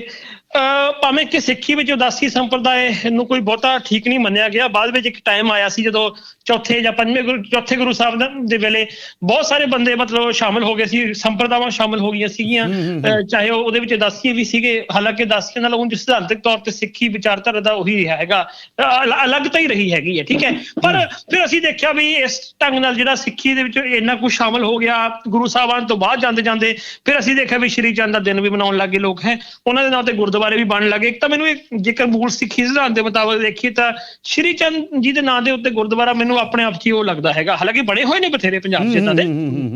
ਦੂਜੀ ਚੀਜ਼ ਹੈਗੀ ਆ ਕਿ ਜਿਹੜਾ ਇਸ਼ਾਰਾ ਤੁਸੀਂ ਕੀਤਾ ਵੀ ਉਹ ਬੰਦੇ ਕੌਣ ਹੈਗੇ ਨੇ, ਤੇ ਮੈਨੂੰ ਇਹ ਲੱਗਿਆ ਕਿ ਜਿਵੇਂ ਉਸ ਬੰਦੇ ਨੇ ਨਾ, ਸੇਵਾਦਾਰ ਨੇ ਵੀ ਇੱਕਦਮ ਸੋਸ਼ਲ ਮੀਡੀਆ ਤੇ ਆਨਲਾਈਨ ਹੋ ਕੇ ਭੀੜ ਇਕੱਠੀ ਕਰ ਲਈ। ਹਾਲਾਂਕਿ ਜਿਵੇਂ ਉਹ ਦੱਸ ਰਿਹਾ, ਉਹ ਬੰਦਾ ਜਸਟ ਚੋਰੀ ਦੇ ਮਾਇਨੇ ਨਾਲ ਲੱਗਦਾ ਸੀਗਾ। ਇੱਕ ਮੈਨੂੰ ਹੁਣ ਤਾਂ ਵੀਡੀਓ ਆ ਗਈ, ਉਹ ਪਾਗਲ ਵੀ ਦਿਖ ਰਿਹਾ ਉਹ ਬੰਦਾ, ਠੀਕ ਹੈ। ਤੇ ਉਹ ਚੰਨੀ ਨੇ ਸ਼ਾਇਦ ਇਸ਼ਾਰਾ ਕੀਤਾ, ਪੋਲੀਟੀਸ਼ੀਅਨ ਦੀ ਆਪਣੀ ਪ੍ਰੋਬਲਮ ਹੁੰਦੀ ਹੈ ਕਿ ਖੁੱਲ ਕੇ ਨਹੀਂ ਗੱਲ ਕਰਦਾ। ਬਾਅਦ ਵਿੱਚ ਉਹ ਕਹਿ ਰਿਹਾ ਇਸੇ ਵੀਡੀਓ 'ਚ, ਮੈਂ ਹਾਲੇ ਤੇ ਖੁੱਲ ਕੇ ਨਹੀਂ ਕਹਾਂਗਾ, ਪਰ ਤੁਹਾਡੀ ਤੇ ਮੇਰੀ ਕੋਈ ਮਜਬੂਰੀ ਨਹੀਂ, ਅਸੀਂ ਤਾਂ ਖੁੱਲ ਕੇ ਕਹਿ ਸਕਦੇ ਹਾਂ ਜਿੰਨਾ ਕੁ ਸਾਨੂੰ ਪਤਾ ਵੀ ਸਾਨੂੰ ਇਹ ਲੱਗਦਾ ਵੀ ਉਹ ਪਹਿਲੀ ਨਜ਼ਰੇ ਕਿਸੇ ਵੀ ਤਰ੍ਹਾਂ ਬੇਅਦਬੀ ਨਹੀਂ ਲੱਗਦੀ। ਅੰਮ੍ਰਿਤਸਰ ਵਾਲੀ ਬੇਅਦਬੀ ਇਹ ਸੋਚੀ ਸਮਝੀ ਟ੍ਰੇਨਿੰਗ ਦੇ ਕੇ ਭੇਜਿਆ ਹੋਇਆ ਬੰਦਾ ਸੀ। ਬਿਲਕੁਲ ਗੱਲ ਮਜੀਠੀਆ ਦੀ ਅੱਜ ਜਿਵੇਂ ਗੱਲ ਕਹੀ ਹੈ ਕਿ ਜਿਵੇਂ ਉਹਨਾਂ ਨੇ ਅੱਜ ਮੁਹਾਲੀ ਦੇ ਵਿੱਚ ਉਹਨਾਂ ਦੀ ਜ਼ਮਾਨਤ ਵਗੈਰਾ ਸੀ, ਕੀ ਹਿਸਾਬ ਕਿਤਾਬ ਚੱਲ ਰਿਹਾ ਸਾਰਾ ਕੁਛ? ਹੁਣ ਪਹਿਲਾਂ ਤਾਂ ਅਕਾਲੀ ਦਲ ਕਹਿ ਰਿਹਾ ਸੀ ਪਰਚਾ ਦਰਜ ਕਰਕੇ ਦਿਖਾਓ, ਅਸੀਂ ਗ੍ਰਿਫਤਾਰੀਆਂ ਦੇ ਦਿਆਂਗੇ, ਠੀਕ ਹੈ ਜੀ, ਬੜਾ ਕੁਛ ਹੋ ਰਿਹਾ ਸੀ। ਮਜੀਠੀਆ ਸਾਹਿਬ ਵੀ ਬੜਾ ਬੋਲ ਰਹੇ। ਹੁਣ ਅੱਜ ਜਦੋਂ ਸੁਖਬੀਰ ਸਿੰਘ ਬਾਦਲ ਹੋਰਾਂ ਨੇ ਪ੍ਰੈਸ ਕਾਨਫਰੰਸ ਕੀਤੀ ਹੈ ਬਹੁਤ ਉਹਦੇ ਵਿੱਚ ਜਿਹੜਾ ਉਹਨਾਂ ਨੇ ਵੀ ਕਿਹਾ ਕਾਫੀ ਕੁਛ ਗੱਲਾਂ ਕਹੀਆਂ ਨੇ। ਕੀ ਦੇਖੋ ਜਿਸ ਤਰ੍ਹਾਂ ਦੇ ਨਾ ਪਰਚੇ ਧਾਰਾਵਾਂ ਲਾਈਆਂ ਹੋਈਆਂ, ਮੈਨੂੰ ਇਹ ਲੱਗਦਾ ਕਿ ਇਹ ਧਾਰਾਵਾਂ ਤੋਂ ਨਾ ਜ਼ਮਾਨਤ ਚਾਹੇ ਮਿਲ ਜਾਵੇ ਪਰ ਛੇਤੀ ਨਾ ਖਹਿੜਾ ਨਹੀਂ ਛੁੱਟਣਾ ਹੈਗਾ। ਮਤਲਬ ਇੱਕ ਹੁੰਦਾ ਥੋੜਾ ਇੱਕ ਸਿਆਸੀ ਕਰੀਅਰ ਹੁੰਦਾ, ਉਹ ਤੁਹਾਡੇ ਸਿਆਸੀ ਕਰੀਅਰ ਦੇ ਨਾਲ ਨਾਲ ਲੱਗੀਆਂ ਰਹਿਣਗੀਆਂ। ਇਸ ਲਈ ਅਕਾਲੀ ਦਲ ਤੜਫ ਵੀ ਰਿਹਾ, ਸੁਖਬੀਰ ਸਿੰਘ ਬਾਦਲ ਨੂੰ ਵੀ ਇਹ ਤੜਫ ਹੈਗੀ ਆ। ਦੂਜੇ ਪਾਸੇ ਪਹਿਲਾਂ ਕਹਿੰਦੇ ਸੀਗੇ ਸਬੂਤ ਲਿਆ ਕੇ ਦਿਖਾਓ ਜੀ, ਚੱਕਣਾ ਵੀ ਕੋਈ ਚੱਕਰ ਹੀ ਨਹੀਂ, ਗੱਲ ਹੀ ਕੋਈ ਨਹੀਂ ਹੈਗੀ। ਉਹਨੂੰ ਪਤਾ ਸੀ ਵੀ ਕੈਪਟਨ ਅਮਰਿੰਦਰ ਸਿੰਘ ਨੇ ਕੁਛ ਨਹੀਂ ਕਰਨਾ, ਕਿ ਇਕੱਠੇ ਮਿਲੇ ਹੋਏ ਸੀ। ਹੁਣ ਕੈਪਟਨ ਅਮਰਿੰਦਰ ਸਿੰਘ ਨੂੰ ਵੀ ਉਨੀ ਤਕਲੀਫ ਹੋ ਰਹੀ ਹੈ। ਤੇ ਕਮਾਲ ਦੀ ਗੱਲ ਹੈ ਕਿ ਮਾਫੀ ਮੰਗਣ ਵਾਲੇ ਕੇਜਰੀਵਾਲ ਕੋਲ ਕੋਈ ਤੇ ਉਹਦੀ ਪਾਰਟੀ ਨੂੰ ਕੋਈ ਹੁਣ ਜਵਾਬ ਹੀ ਨਹੀਂ ਸੀ ਆਉਂਦਾ ਹੈਗਾ। ਤੇ ਉਹ ਮਲਮੇ ਜੇ ਮੂੰਹ ਨਾਲ ਕਹਿੰਦੇ ਵੀ ਇਹ ਤਾਂ ਜੀ ਮਿਲੇ ਹੋਏ ਨੇ ਚੰਨੀ ਤੇ ਉਹ ਫਲਾਨਾ ਢੀਗੜਾ। ਪਰ ਵੱਡੀ ਗੱਲ ਇਹ ਹੈਗੀ ਹੈ ਕਿ ਕਾਰਵਾਈ ਹੋਈ ਆ, ਦੇਰੀ ਨਾਲ ਹੋਈ ਆ। ਇਹ ਕੰਮ ਪਹਿਲਾਂ ਹੋਣਾ ਚਾਹੀਦਾ ਸੀ। ਜੇ ਏਡੇ ਵੱਡੇ ਸਵਾਲ ਆ ਰਹੇ ਸੀ, ਜੇ ਆਪਾਂ ਭੋਲਾ ਕਾਂਡ ਤੋਂ ਸ਼ੁਰੂ ਕਰਕੇ ਕਹਾਣੀ ਸਾਰੀ ਦੇਖੀਏ ਤੇ ਜਿਵੇਂ 14 ਚ ਭੋਲੇ ਦਾ ਮਾਮਲਾ ਆਉਂਦਾ, ਉਹਨੇ ਖੁਲਾਸੇ ਕੀਤੇ, ਉਹ ਕਹਾਣੀ ਕਿੱਥੇ ਜਾਂਦੀ ਹੈ। ਤੇ ਜਿਨ੍ਹਾਂ ਨੇ ਵੀ ਮਜੀਠੀ ਦੇ ਖਿਲਾਫ ਮੂੰਹ ਖੋਲਣ ਦੀ ਕੋਸ਼ਿਸ਼ ਕੀਤੀ, ਉਹਦੇ ਮੂੰਹ ਕਿਵੇਂ ਬੰਦ ਕਰਾਏ ਗਏ। ਚਾਹੀਦਾ ਤਾਂ ਇਹ ਸੀਗਾ ਵੀ ਜੇ ਜਦੋਂ ਕੈਪਟਨ ਅਮਰਿੰਦਰ ਸਿੰਘ ਨੇ ਗੁਟਕੇ ਦੀ ਸਹੁੰ ਖਾਧੀ ਸੀਗੀ ਤੇ ਉਦੋਂ ਬਾਅਦ ਵਿੱਚ ਆਉਂਦੇ ਹੀ ਕਰ ਦੇਣਾ ਚਾਹੀਦਾ ਸੀ। ਪਰ ਉਹਨੇ ਆਉਂਦੇ ਸਾਰੀ ਸਹੁੰ ਚੁੱਕਣ ਤੋਂ ਪਹਿਲਾਂ ਹੀ ਕਹਿ ਦਿੱਤਾ ਕਿ ਮੈਂ ਜੀ ਬਦਲਾਖੋਰੀ ਦੀ ਨੀਤੀ ਨਹੀਂ ਅਪਣਾਵਾਂਗਾ। ਤੇ 4.5 ਸਾਲ ਆਈ ਲੰਘ ਗਏ, ਲੋਕਾਂ ਨੂੰ ਬਹੁਤੇ ਨੂੰ ਸ਼ੱਕ ਸੀਗਾ ਵੀ ਮੁੱਖ ਮੰਤਰੀ ਕੈਪਟਨ ਅਮਰਿੰਦਰ ਸਿੰਘ ਆ ਜਾਂ ਹਾਲੇ ਵੀ ਸੁਖਬੀਰ ਸਿੰਘ ਬਾਦਲ ਹੀ ਹੈ। ਤੇ ਮੈਨੂੰ ਯਾਦ ਹੈ ਕਿ 2018 ਦੀ ਗੱਲ ਆ, 18 ਜਾਂ 17 ਦੇ ਵਿੱਚ ਟ੍ਰਿਬਿਊਨ ਦਫ਼ਤਰ ਦੇ ਵਿੱਚ ਸੁਖਬੀਰ ਸਿੰਘ ਬਾਦਲ ਆਇਆ ਸੀਗਾ। ਤੇ ਉਦੋਂ ਇੱਕ ਸਾਡੇ ਨਾਲ ਦੇ ਮੈਂ ਪੱਤਰਕਾਰ ਕੋਲ ਮਿਲਣ ਗਿਆ ਹੋਇਆ ਸੀਗਾ, ਜੇ ਪੁੱਛਿਆ ਵੀ ਹਾਂ ਵੀ ਉੱਪਰ ਕੌਣ ਹੈ, ਐਡੀਟਰ ਨੂੰ ਮਿਲਣ ਗਿਆ। ਕਹਿੰਦਾ ਜੀ ਡਿਪਟੀ ਮੁੱਖ ਮੰਤਰੀ ਸਾਹਿਬ ਨੇ। ਉਹ ਮੇਰੇ ਨਾਲ ਵਾਲੇ ਮਿੱਤਰ ਨੇ ਟੀਚਰ ਕੀਤੀ, ਕਹਿੰਦਾ ਅੱਛਾ ਉਹ ਹਾਲੇ ਵੀ ਡਿਪਟੀ ਸੀਐਮ ਹੈ। ਮਤਲਬ ਕਹਿਣ ਦਾ ਮਤਲਬ ਵੀ ਪ੍ਰਭਾਵ ਇਹੀ ਸੀਗਾ ਵੀ ਹਾਲੇ ਵੀ ਉਹਨੂੰ ਕੁਝ ਹੋਇਆ ਹੀ ਨਹੀਂ ਹੈਗਾ, ਡਿਪਟੀ ਸੀਐਮ ਉਦਾਂ ਹੀ ਆ ਮਤਲਬ ਉਹ, ਠੀਕ ਹੈ। ਕਿਉਂਕਿ ਜਦੋਂ ਫਰੈਂਡਲੀ ਗੇਮ ਏਦਾਂ ਚੱਲੀ ਜਾ ਰਹੀ ਸੀਗੀ। ਦੂਸਰੀ ਚੀਜ਼ ਹੈ ਕਿ ਉਦੋਂ ਹੀ ਪ੍ਰਕਾਸ਼ ਸਿੰਘ ਬਾਦਲ ਦਾ ਵੀ ਕਹਿਣਾ ਸੀ ਕੋਈ ਨਾ ਜੀ ਸਰਕਾਰ ਮੇਰੀ ਚੱਲੇਗੀ ਤਾਂ ਕੀ ਹੈ, ਨੂੰ ਮੇਰੀ ਸੈਂਟਰ 'ਚ ਮੰਤਰੀ ਆ, ਸਾਡੀ ਪੂਰੀ ਚੱਲਦੀ ਹੈ। ਇਹ ਵੀ ਉਹ ਬਿਆਨ ਤੁਸੀਂ ਤੁਹਾਡੇ ਯਾਦ ਹੋਣਾ ਹੈਗਾ। ਉਦੋਂ ਮਤਲਬ ਲੱਗ ਹੀ ਨਹੀਂ ਰਿਹਾ ਸੀ ਕਿ ਬਾਦਲਾਂ ਦੀਆਂ ਬੱਸਾਂ ਦੌੜ ਰਹੀਆਂ, ਕੁਝ ਹੋ ਹੀ ਨਹੀਂ ਰਿਹਾ ਹੈਗਾ, ਸਾਰਾ ਕੁਝ ਹੀ ਉਦਾਂ ਚੱਲ ਰਿਹਾ। ਤੇ ਹੁਣ ਜਿਹੜੀ ਕਾਰਵਾਈ ਹੋਈ ਹੈ ਦੇਰੀ ਨਾਲ ਹੋਈ ਹੈ। ਇਹ ਠੀਕ ਆ ਕਿ ਕਾਂਗਰਸ ਦੇ ਅੰਦਰ ਜਿਹੜਾ ਕਲੇਸ਼ ਆ ਉਹਦੇ ਤਹਿਤ ਪ੍ਰੈਸ਼ਰ ਪਿਆ ਹੈਗਾ, ਪਰ ਹੁਣ ਵੱਡੀ ਗੱਲ ਹੈ ਸਬੂਤ ਜਟਾਉਣ ਦੀ। ਸਬੂਤ ਵੀ ਕੋਲ ਹੋਣੇ ਚਾਹੀਦੇ ਹੈਗੇ ਨੇ। ਬਿਲਕੁਲ ਗੱਲ ਇਹ ਹੈ ਨਾ, ਛੋਟੀ ਮੋਟੀ ਗੱਲ ਨਹੀਂ। ਜੇ ਸਮਝ ਲਓ ਵੀ ਉਦੋਂ ਈਡੀ ਠੀਕ ਹੈ, ਅੱਜ ਪਤਾ ਚੱਲਿਆ ਕਿ ਨਿਰੰਜਨ ਸਿੰਘ ਤੇ ਡੀਜੀਪੀ ਦੀ ਮੁਲਾਕਾਤ ਵੀ ਹੋਈ ਹੈ, ਸਾਰਾ ਕੁਛ ਉਹਨਾਂ ਨੇ ਨਿੱਜੀ ਤੌਰ 'ਤੇ ਵੀ ਉਹਨਾਂ ਨੂੰ ਪੁੱਛਿਆ ਵੀ ਕੀ ਕੁਛ ਤੁਹਾਡੇ ਕੋਲੇ ਮੰਨੇ ਜਾਂ ਜੋ ਕਾਗਜ਼ਾਂ 'ਚ ਨਹੀਂ ਹੋਇਆ। ਕਿਉਂਕਿ ਤੁਹਾਨੂੰ ਪਤਾ ਵੀ ਨਿਰੰਜਨ ਸਿੰਘ ਦੇ ਬੋਲਣ ਦੇ ਉੱਤੇ ਪਾਬੰਦੀ ਲਾਈ ਹੈ ਵੀ ਮੀਡੀਆ 'ਚ ਤੁਸੀਂ ਨਹੀਂ ਜਾ ਸਕਦੇ ਰਿਟਾਇਰਮੈਂਟ ਤੋਂ ਬਾਅਦ ਵੀ ਕੁਛ ਸਮੇਂ ਦੀ, ਨਹੀਂ ਤਾਂ ਤੁਹਾਡੇ ਜਿਹੜੇ ਬੈਨੀਫਿਟ ਰੋਕ ਦਿੱਤੇ ਜਾਣਗੇ। ਲਿਖਾ ਕੇ ਉਹਨਾਂ ਤੋਂ ਲਿਆ ਸਾਰਾ ਕੁਛ। ਸੋ ਇਹ ਕਿਉਂ ਲਿਖਾ ਕੇ ਲਿਆ ਵੀ ਇੱਕ ਬੜੀ ਵੱਡੀ ਗੱਲ ਆ। ਉਦੋਂ ਸਰਕਾਰ ਇਹਨਾਂ ਦੀ ਸੀ ਨਾ ਕੇਂਦਰ ਦੇ ਵਿੱਚ, ਸ਼ਾਇਦ ਉਹ ਨਾ ਕੋਈ ਗੱਲ ਬੋਲਦੇ ਜਿਹੜਾ ਇੰਨਾ ਕੁਛ ਲਿਖਾਇਆ ਗਿਆ। ਹੁਣ ਥੋੜਾ ਜਿਹਾ ਕੇਂਦਰ ਦੀ ਸਰਕਾਰ ਵੀ ਐਂ ਲੱਗਦਾ ਜਿਵੇਂ ਕੱਲ ਤੁਸੀਂ ਦੇਖੋ ਨਾ ਕਿ ਗਜਿੰਦਰ ਸਿੰਘ ਸ਼ੇਖਾਵਤ ਦਾ ਬਿਆਨ ਆਇਆ, ਉਹ ਇਹ ਲੱਗਦਾ ਹੈਗਾ ਕਿ ਗਜਿੰਦਰ ਸਿੰਘ ਸ਼ੇਖਾਵਤ ਬੀਜੇਪੀ ਦਾ ਪੰਜਾਬ ਇੰਚਾਰਜ ਵੀ ਆ, ਵੀ ਉਹ ਵੀ ਹੁਣ ਇਸ ਮਾਮਲੇ ਵਿੱਚ ਚਾਹੁੰਦੀ ਹੈ ਵੀ ਚਲੋ ਠੀਕ ਹੈ ਜੇ ਮਜੀਠੀਆ ਰਗੜਿਆ ਜਾਵੇ ਕੋਈ ਚੱਕਰ ਨਹੀਂ ਹੈਗਾ। ਵੀ ਮਤਲਬ ਉਹਦਾ ਕੋਈ, ਕਿਉਂਕਿ ਲੁੱਕ ਆਊਟ ਨੋਟਿਸ ਤੁਰੰਤ ਸੈਂਟਰ ਨੇ ਲਾਗੂ ਕਰ ਦਿੱਤਾ ਜਿਵੇਂ ਪੰਜਾਬ ਸਰਕਾਰ ਨੇ ਕਿਹਾ, ਤੇ ਸੈਂਟਰ ਨੇ ਵੀ ਕਹਿ ਦਿੱਤਾ ਕਿ ਠੀਕ ਹੈ ਜੀ ਇਹ ਛੱਡ ਕੇ ਬਾਹਰ ਨਹੀਂ ਜਾ ਸਕਦਾ। ਕੱਲ ਉਹਨੇ ਮਤਲਬ ਤੁਸੀਂ ਦੇਖੋ ਕਿ ਗਜਿੰਦਰ ਸਿੰਘ ਕਹਿ ਰਿਹਾ ਸੀ ਕਿ ਇੱਕ ਬੰਦੇ ਦਾ ਨਾਮ ਬਹੁਤ ਮਸ਼ਹੂਰ ਹੋਇਆ ਸੀ, ਕੋਈ ਤਾਂ ਇਹਦੇ ਵਿੱਚ ਗੱਲ ਹੋਊਗੀ। ਜਦੋਂ ਇਸ ਤਰ੍ਹਾਂ ਦੀ ਉਹ ਟਿੱਪਣੀ ਕਰ ਰਿਹਾ ਸੀ, ਕੋਲ ਖੜਾ ਮਨਜਿੰਦਰ ਸਿੰਘ ਸਿਰਸਾ ਦੰਦ ਕੱਢ ਰਿਹਾ ਸੀਗਾ। ਮਨਜਿੰਦਰ ਸਿੰਘ ਸਿਰਸਾ ਉਸੀ ਕੈਟਾਗਰੀ ਚੋਂ ਆਉਂਦਾ, ਉਸੀ ਪੀੜ੍ਹੀ ਦੇ ਵਿੱਚੋਂ ਆਉਂਦਾ ਜਿਹਦੀ ਕਿ ਮਜੀਠੀਆ ਨਾਲ ਵੀ ਬਹੁਤ ਚੰਗੀ ਸੀਗੀ, ਬਾਦਲਕਿਆਂ ਨਾਲ ਵੀ ਚੰਗੀ ਸੀਗੀ, ਤੇ ਉਹ ਕੋਲ ਖੜਾ ਮੁਸਕਰਾ ਰਿਹਾ ਸੀਗਾ। ਇਹ ਸਾਰੀ ਕਹਾਣੀ ਨੂੰ ਦੇਖੋ ਕਿੱਧਰ ਨੂੰ ਜਾ ਰਹੀ ਹੈ। ਬਿਲਕੁਲ ਗੱਲ ਇਹ ਵੀ ਕਿੱਧਰ ਨੂੰ ਜਾ ਰਹੀ ਹੈ ਤੇ ਹੁਣ ਅੱਗੇ ਕੀ ਬਣਦਾ ਹੈ, ਕਿਉਂਕਿ ਇਹਦੇ ਉੱਤੇ ਸਿਆਸਤ ਹੋਣੀ ਹੈ। ਘਬਰਾਹਟ ਤਾਂ ਅੱਜ ਜ਼ਰੂਰ ਨਜ਼ਰ ਆ ਰਹੀ ਸੀ ਅਕਾਲੀ ਦਲ ਦੇ ਖੇਮੇ ਦੇ ਵਿੱਚ। ਕੱਲ੍ਹ ਨੂੰ SSPਆਂ ਦੇ ਦਫ਼ਤਰ ਵੀ ਘੇਰਨੇ ਹੈ ਤੇ ਬੜਾ ਕੁਛ ਅੱਜ ਜੇ ਸੰਯੁਕਤ ਮੋਰਚਾ ਦਾ ਜਿਹੜਾ ਸੰਯੁਕਤ ਨਹੀਂ ਰਿਹਾ, ਬ੍ਰਹਮਪੁਰਾ ਅਕਾਲੀ ਦਲ 'ਚ ਸ਼ਾਮਲ ਹੋ ਗਏ, ਰਫੜ ਪਿਆ ਹੋਇਆ ਸੰਯੁਕਤ ਕੀ ਕਹਿੰਦੇ ਅਕਾਲੀ ਦਲ ਸੰਯੁਕਤ ਦੇ ਵਿੱਚ ਵੀ। ਇਹ ਹੁਣ ਰਹਿ ਕੌਣ ਗਿਆ ਅਕਾਲੀ ਦਲ ਸੰਯੁਕਤ 'ਚ, ਇਹ ਵੀ ਦੇਖਣ ਵਾਲੀ ਗੱਲ ਹੈ। ਕਿਉਂਕਿ ਸੇਵਾ ਸਿੰਘ ਸੇਖਵਾਂ ਉਹ ਵਿਚਾਰੇ ਦੁਨੀਆ ਨੂੰ ਅਲਵਿਦਾ ਕਹਿ ਗਏ। ਰਤਨ ਸਿੰਘ ਅਜਨਾਲਾ ਪਹਿਲਾਂ ਹੀ ਹੋ ਗਏ ਸੀ, ਰਹਿੰਦ ਜਿਹੜੀ ਹੈ ਜਿਨ੍ਹਾਂ ਨੇ ਫਾਊਂਡ ਕੀਤਾ ਸੀ ਉਹ ਵੀ ਇੱਧਰ ਆ ਗਏ। ਦੇਖੋ ਮੈਨੂੰ ਇਹ ਲੱਗਦਾ ਨਾ ਕਿ ਇਹ ਜਿਹੜਾ ਬ੍ਰਹਮਪੁਰਾ ਇਹਦਾ ਇੱਧਰ ਆ ਜਾਣਾ, ਬ੍ਰਹਮਪੁਰਾ ਦਾ ਦੇਖੋ ਉਦੋਂ ਜਾਣ ਦਾ ਢੰਗ ਵੀ ਦੇਖੋ ਤੇ ਆਉਣ ਦਾ ਢੰਗ ਵੀ ਦੇਖੋ। ਜਾਣ ਦਾ ਢੰਗ ਸੀਗਾ ਵੀ ਅਕਾਲੀ ਦਲ ਦੇ ਵਿੱਚ ਸੁਖਬੀਰ ਸਿੰਘ ਬਾਦਲ ਤੇ ਮਜੀਠੀਆ ਦੀ ਚੱਲਦੀ ਹੈ, ਬਾਕੀਆਂ ਨੂੰ ਨੁਕਰੇ ਲਾਇਆ ਹੋਇਆ ਤੇ ਅਸੀਂ ਨਹੀਂ ਜਿਹੜੇ ਵਾਪਸ ਆਉਂਦੇ ਹੈਗੇ, ਠੀਕ ਹੈ। ਤੇ ਵਿਦਰੋਹ ਸੀਗਾ ਵੀ ਅਕਾਲੀ ਦਲ ਹੁਣ ਟਕਸਾਲੀਆਂ ਦੀ ਕੋਈ ਪੁੱਛ ਗਿੱਛ ਨਹੀਂ ਹੈਗੀ, ਜਿਹੜੇ ਪੁਰਾਣੇ ਟਕਸਾਲੀ ਆਗੂ ਆ। ਫਿਰ ਉਹਦੇ ਵਿੱਚੋਂ ਅਲੱਗ ਹੋਏ ਦੋਸ਼ ਇਹੀ ਸੀਗਾ। ਫਿਰ ਜਦੋਂ ਕਿਹਾ ਗਿਆ ਕਿ ਤੁਸੀਂ ਆ ਜਾਓ, ਵਾਪਸ ਆਉਣ ਲਈ ਕਿਹਾ ਗਿਆ, ਤਾਂ ਸ਼ਰਤ ਇਹੀ ਰੱਖੀ ਵੀ ਚੰਗਾ ਸੁਖਬੀਰ ਸਿੰਘ ਬਾਦਲ ਤੇ ਇਹਨੂੰ ਮਜੀਠੀਆ ਦੀਆਂ ਪਾਵਰਾਂ ਨੂੰ ਘੱਟ ਕਰੋ ਤੇ ਫਿਰ ਅਸੀਂ ਆਵਾਂਗੇ। ਉਹ ਸਿੱਧੀ ਜੀ ਗੱਲ ਆ ਕਿ ਉਹ ਨਹੀਂ ਹੋਣੀਆਂ ਸੀਗੀਆਂ, ਉਹ ਵੱਖਰੇ ਹੋ ਗਏ। ਉਦੋਂ ਬਾਅਦ ਵਿੱਚ ਜਦੋਂ ਹੁਣ ਇਹ ਆਏ ਤੇ ਮੈਨੂੰ ਲੱਗਦਾ ਆਉਣ ਦਾ ਜਿਹੜਾ ਢੰਗ ਵੀ ਇਹ ਸੀਗਾ ਕਿ ਇੱਕ ਤਾਂ ਅਕਾਲੀ ਦਲ ਸੰਯੁਕਤ ਦੇ ਵਿੱਚ ਹੁੰਦਾ ਕੀ ਸੀਗਾ, ਜਿਵੇਂ ਪੀਰ ਮੁਹੰਮਦ ਹੋ ਗਿਆ, ਇਹ ਹੋ ਗਏ ਢੀਂਡਸੇ ਲਈ ਸਿਰਦਰਦੀ। ਪੀਰ ਮੁਹੰਮਦ ਵੀ ਇਹਦਾ ਮਤਲਬ ਆ ਗਿਆ, ਉਹ ਵੀ ਮਾਈਕ ਫੜੀ ਬੈਠਾ ਸੀ ਅੱਜ। ਹਾਂ, ਉਹ ਵੀ ਆ ਗਿਆ ਤੇ ਕਿਉਂਕਿ ਉਹ ਇੱਥੇ ਸਾਰਾ ਟੋਲਾ ਇਹ ਸੀਗਾ। ਉਹ ਤਾਂ ਹੈ ਹੀ ਪਤਾ ਹੀ, ਉਹ ਤਾਂ ਉਹਨੂੰ ਤਾਂ ਹਜੇ ਤੱਕ ਕਹਿੰਦੇ ਹੁੰਦੇ ਪੋਤਰਾ ਵਿਆਹੁਣ ਵਾਲਾ ਹੋ ਗਿਆ ਤੇ ਹਜੇ ਸਿੱਖ ਸਟੂਡੈਂਟ ਫੈਡਰੇਸ਼ਨ ਦਾ ਹੀ ਹੈ। ਤੇ ਉਹਦਾ ਹੁਣ ਮੇਨ ਚੀਜ਼ ਇਹ ਸੀਗੀ ਢੀਂਡਸੇ ਨੂੰ ਵੀ ਦਿੱਕਤ ਸੀਗੀ ਇਹਦੀ ਬ੍ਰਹਮਪੁਰੇ ਦੀ, ਕਿਉਂਕਿ ਢੀਂਡਸੇ ਨੇ ਜਿਹੜੇ ਫੈਸਲੇ ਲੈਣਾ ਸੀ ਉਹ ਵੀਟੋ ਪਾਵਰ ਆਪਦੀ ਵਰਤ ਲੈਂਦਾ ਸੀ। ਬ੍ਰਹਮਪੁਰਾ ਵੀ ਉਹ ਕੋਈ ਵੀ ਅਸਹਿਮਤੀ ਪ੍ਰਗਟ ਕਰ ਦਿੰਦਾ ਸੀਗਾ।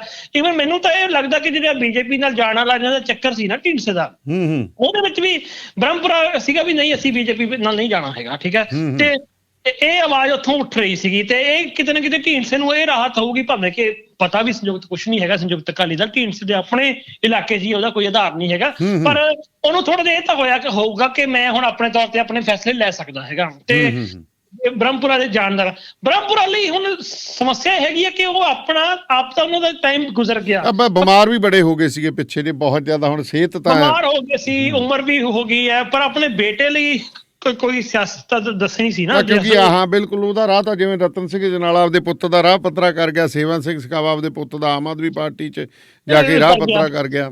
ਤੇ ਇਹਨਾਂ ਨੇ ਵੀ ਆਪਣੇ ਬੇਟੇ ਨੂੰ ਕਿਸੇ ਪਾਸੇ ਲਾਉਣਾ ਸੀ, ਬੀਜੇਪੀ ਵਿੱਚ ਜਾ ਨਹੀਂ ਸਕਦੇ ਸੀਗੇ, ਫਿਰ ਕਾਂਗਰਸ ਵਿੱਚ ਕੋਈ ਗੱਲ ਨਹੀਂ ਬਣਦੀ ਸੀਗੀ, ਤੇ ਫਿਰ ਅਕਾਲੀ ਦਲ ਲੈ ਦੇ ਕੇ ਰਹਿ ਗਿਆ ਸੀ ਦੁਬਾਰੇ। ਫਿਰ ਅਕਾਲੀ ਦਲ ਵਿੱਚ ਹੁਣ ਜਾਣ ਲਈ ਇਹ ਵੀ ਸੀਗਾ ਕਿ ਇਹ ਤਾਂ ਕਹਿ ਕੇ ਆਏ ਸੀਗੇ ਕਿ ਮੈਂ ਤਾਂ ਜੀ ਦੇਖੋ ਫੈਸਲਾ ਕਰਕੇ ਆਇਆ ਹੈਗਾ ਅਕਾਲ ਤਖਤ ਉੱਤੇ ਹੀ, ਕਿ ਇਹ ਸਹੁੰ ਖਾ ਕੇ ਆਇਆ ਵੀ ਉੱਥੋਂ ਆਪਣਾ ਫਿਰ ਦ੍ਰਿੜ ਫੈਸਲਾ ਕਰਕੇ ਆਇਆ ਵੀ ਮੈਂ ਅਕਾਲੀ ਦਲ 'ਚ ਨਹੀਂ ਆਊਂਗਾ। ਹੁਣ ਆਇਆ ਕਿ ਮੈਂ ਸੀਗਾ ਕਿ ਇੱਕ ਤਾਂ ਇਹ ਸਾਰੀ ਕਹਾਣੀਆਂ ਵੀ ਸੰਯੁਕਤ ਨਾਲ ਬਣਦੀ ਨਹੀਂ ਸੀ, ਇਹ ਚੱਕਰ ਸੀਗਾ। ਦੂਜਾ ਅਕਾਲ ਤਖਤ ਦੇ ਜਥੇਦਾਰ ਦਾ ਹਾਲੇ ਕੱਲ ਹੀ ਬਿਆਨ ਆਇਆ ਸੀਗਾ ਕਿ ਕੌਮ ਉੱਤੇ ਆ ਚੁੱਕੀ ਹੈ ਵਿਪਤਾ, ਇਸ ਕਰਕੇ ਪੰਥਕ ਏਕਤਾ ਜ਼ਰੂਰੀ ਹੈ। ਢਿੱਲੋਂ ਸਾਹਿਬ ਵੀ ਦੱਸ ਕੇ ਗਏ ਆ ਜੀ, ਕਹਿੰਦੇ ਹੋ ਵੀ ਭਾਈ ਆ ਕੇ ਮੰਨ ਜੋ ਮੰਨ ਜੋ ਬਸ। ਫਿਰ ਉਹ ਅਕਾਲ ਤਖਤ ਦੇ ਜਥੇਦਾਰ ਜਿਹੜਾ ਬਿਆਨ ਆ ਉਹ ਸਿਰਫ ਬਿਆਨ ਹੀ ਨਹੀਂ ਸੀਗਾ, ਉਹਨੂੰ ਉਹ ਆਏ ਨਹੀਂ ਹੈਗਾ ਵੀ ਆਮ ਮਾਸੂਮ ਲੋਕਾਂ ਨੂੰ ਕਹਿੰਦਾ ਜੀ ਤੁਸੀਂ ਇਕੱਠੇ ਹੋ ਜਾਓ, ਨਾ ਉਹਦੇ ਪੋਲੀਟੀਕਲ ਮਾਇਨੇ ਸੀਗੇ। ਅਗਲਿਆਂ ਨੇ ਪੋਲੀਟੀਕਲ ਮਾਇਨਾ ਇਹਨੂੰ ਸੌਖਾ ਹੋ ਗਿਆ, ਬ੍ਰਹਮਪੁਰੇ ਨੂੰ ਵੀ ਦੇਖੋ ਜੀ ਜਥੇਦਾਰ ਵੱਲੋਂ ਇਸ਼ਾਰਾ ਆ ਗਿਆ ਵੀ ਪੰਥਕ ਏਕਤਾ ਜ਼ਰੂਰੀ ਹੈ, ਲਓ ਜੀ ਮੈਂ ਫਿਰ ਹੁਣ ਅਕਾਲੀ ਦਲ ਜੁਆਇਨ ਕਰਨ ਲੱਗਿਆ ਜੀ। ਚਲੋ ਇਹ ਤਾਂ ਇਹਨਾਂ ਨੇ ਕਰ ਲਈ। ਤੇ ਜਿਵੇਂ ਆਪਾਂ ਬੇਅਦਬੀ ਮਾਮਲੇ ਦੇ ਉੱਤੇ ਵੀ ਥੋੜ੍ਹੀ ਜਿਹੀ ਗੱਲਬਾਤ ਕੀਤੀ ਸੀ, ਉਹਨੂੰ ਹੋਰ ਅਪਡੇਟ ਕਰ ਲਈਏ। ਚਰਚਾ ਆ ਰਹੀ ਹੈ ਵੀ ਜੋ ਪੋਸਟਮਾਰਟਮ ਵੀ ਹੋਇਆ ਜਿਨ੍ਹਾਂ ਵਿਅਕਤੀਆਂ ਦੇ ਉੱਤੇ ਬੇਅਦਬੀ ਮਾਮਲੇ ਦੇ ਵਿੱਚ, ਉਹਦੇ ਵਿੱਚ ਵੀ ਕੁਛ ਅਪਡੇਟਸ ਆਈਆਂ ਨੇ। ਕਪੂਰਥਲਾ ਬੇਅਦਬੀ ਮਾਮਲੇ 'ਚ ਕੋਈ ਹੋਰ ਅਪਡੇਟਸ ਨਜ਼ਰ ਆ ਰਹੀਆਂ ਨੇ, ਕੀ ਹੈ ਕੁਛ? ਕਪੂਰਥਲਾ ਦਾ ਜਿਹੜੀ ਮੇਰੇ ਕੋਲ ਮੋਟੀ ਜਿਹੀ ਜਾਣਕਾਰੀ ਉਹ ਇਹੀ ਹੈ ਕਿ ਇੱਕ ਤਾਂ ਉਹ ਜਿਹੜਾ ਲੜਕਾ ਹੈਗਾ, ਕਿਉਂਕਿ ਉਹਦਾ ਕੋਈ ਇਸ ਤਰ੍ਹਾਂ ਦਾ ਚੀਜ਼ ਸਾਹਮਣੇ ਨਹੀਂ ਆਈ ਹੈਗੀ ਵੀ ਉਹ ਕੋਈ ਬੇਅਦਬੀ ਦੀ ਮਨਸ਼ਾ ਦੇ ਨਾਲ ਆਇਆ ਹੋਵੇ ਜਾਂ ਉਹਨੇ ਬੇਅਦਬੀ ਕੋਈ ਕੀਤੀ ਹੋਵੇ। ਉਹਦੀਆਂ ਕੁਝ ਵੀਡੀਓਜ਼ ਆਈਆਂ ਨੇ ਸਾਹਮਣੇ, ਉਹਦੇ ਵਿੱਚੋਂ ਅਲੱਗ-ਅਲੱਗ ਤਰ੍ਹਾਂ ਦਾ ਰੂਪ ਧਾਰਨ, ਜਿਵੇਂ ਇੱਕ ਤਰ੍ਹਾਂ ਦਾ ਅਸਧਾਰਨ ਬੰਦਾ ਧਾਰਨ ਕਰਦਾ ਹੁੰਦਾ, ਉਹ ਧਾਰਨ ਕੀਤਾ ਹੋਇਆ ਸੀਗਾ। ਤੇ ਉਹਦੇ ਵਿੱਚ ਇਹੀ ਲੱਗ ਰਿਹਾ ਸੀਗਾ ਕਿ ਇਹ ਬੰਦਾ ਸ਼ਾਇਦ ਅਸਧਾਰਨ ਕਿਸਮ ਦਾ ਹੀ ਹੈਗਾ। ਜਿਹੜੀ ਅੰਮ੍ਰਿਤਸਰ ਵਾਲੀ ਹੈ ਉਹਦੇ ਵਿੱਚ ਹਾਲੇ ਜਿੰਨੀ ਕੁ ਗੱਲਬਾਤ ਸਾਹਮਣੇ ਆਈ ਆ, ਇੱਕ ਤਾਂ ਉੱਥੇ ਨੇੜਲੇ ਦੋਸਤ ਦੱਸ ਰਹੇ ਨੇ ਕਿ ਇੱਕ ਤਾਂ ਉਹਦਾ ਕੋਈ, ਜੇ ਆਪਾਂ ਫਿੰਗਰਪ੍ਰਿੰਟ ਦੀ ਗੱਲ ਕਰੀਏ, ਉਹਦੇ ਵਿੱਚੋਂ ਵੀ ਕੋਈ ਗੱਲ ਨਹੀਂ ਬਾਤ ਨਹੀਂ ਹੋ ਸਕੀ, ਉਹਦਾ ਕੋਈ ਖੁਰਾਕ ਖੋਜ ਲੱਭ ਸਕਿਆ ਬੰਦੇ ਦਾ, ਨਾ ਹੀ ਉਹਦੇ ਕੋਲ ਮੁੱਢਲੇ ਤੌਰ ਤੇ ਸ਼ਨਾਖਤੀ ਚੀਜ਼ਾਂ ਸੀਗੀਆਂ ਜਿਹਦੇ ਨਾਲ ਉਹਦੀ ਸ਼ਨਾਖਤ ਹੋ ਸਕੇ। ਮਤਲਬ ਹਾਲੇ ਤੱਕ ਸ਼ਨਾਖਤ ਹੀ ਨਹੀਂ ਹੋ ਸਕੀ ਹਾਲ ਦੀ ਘੜੀ ਤੱਕ।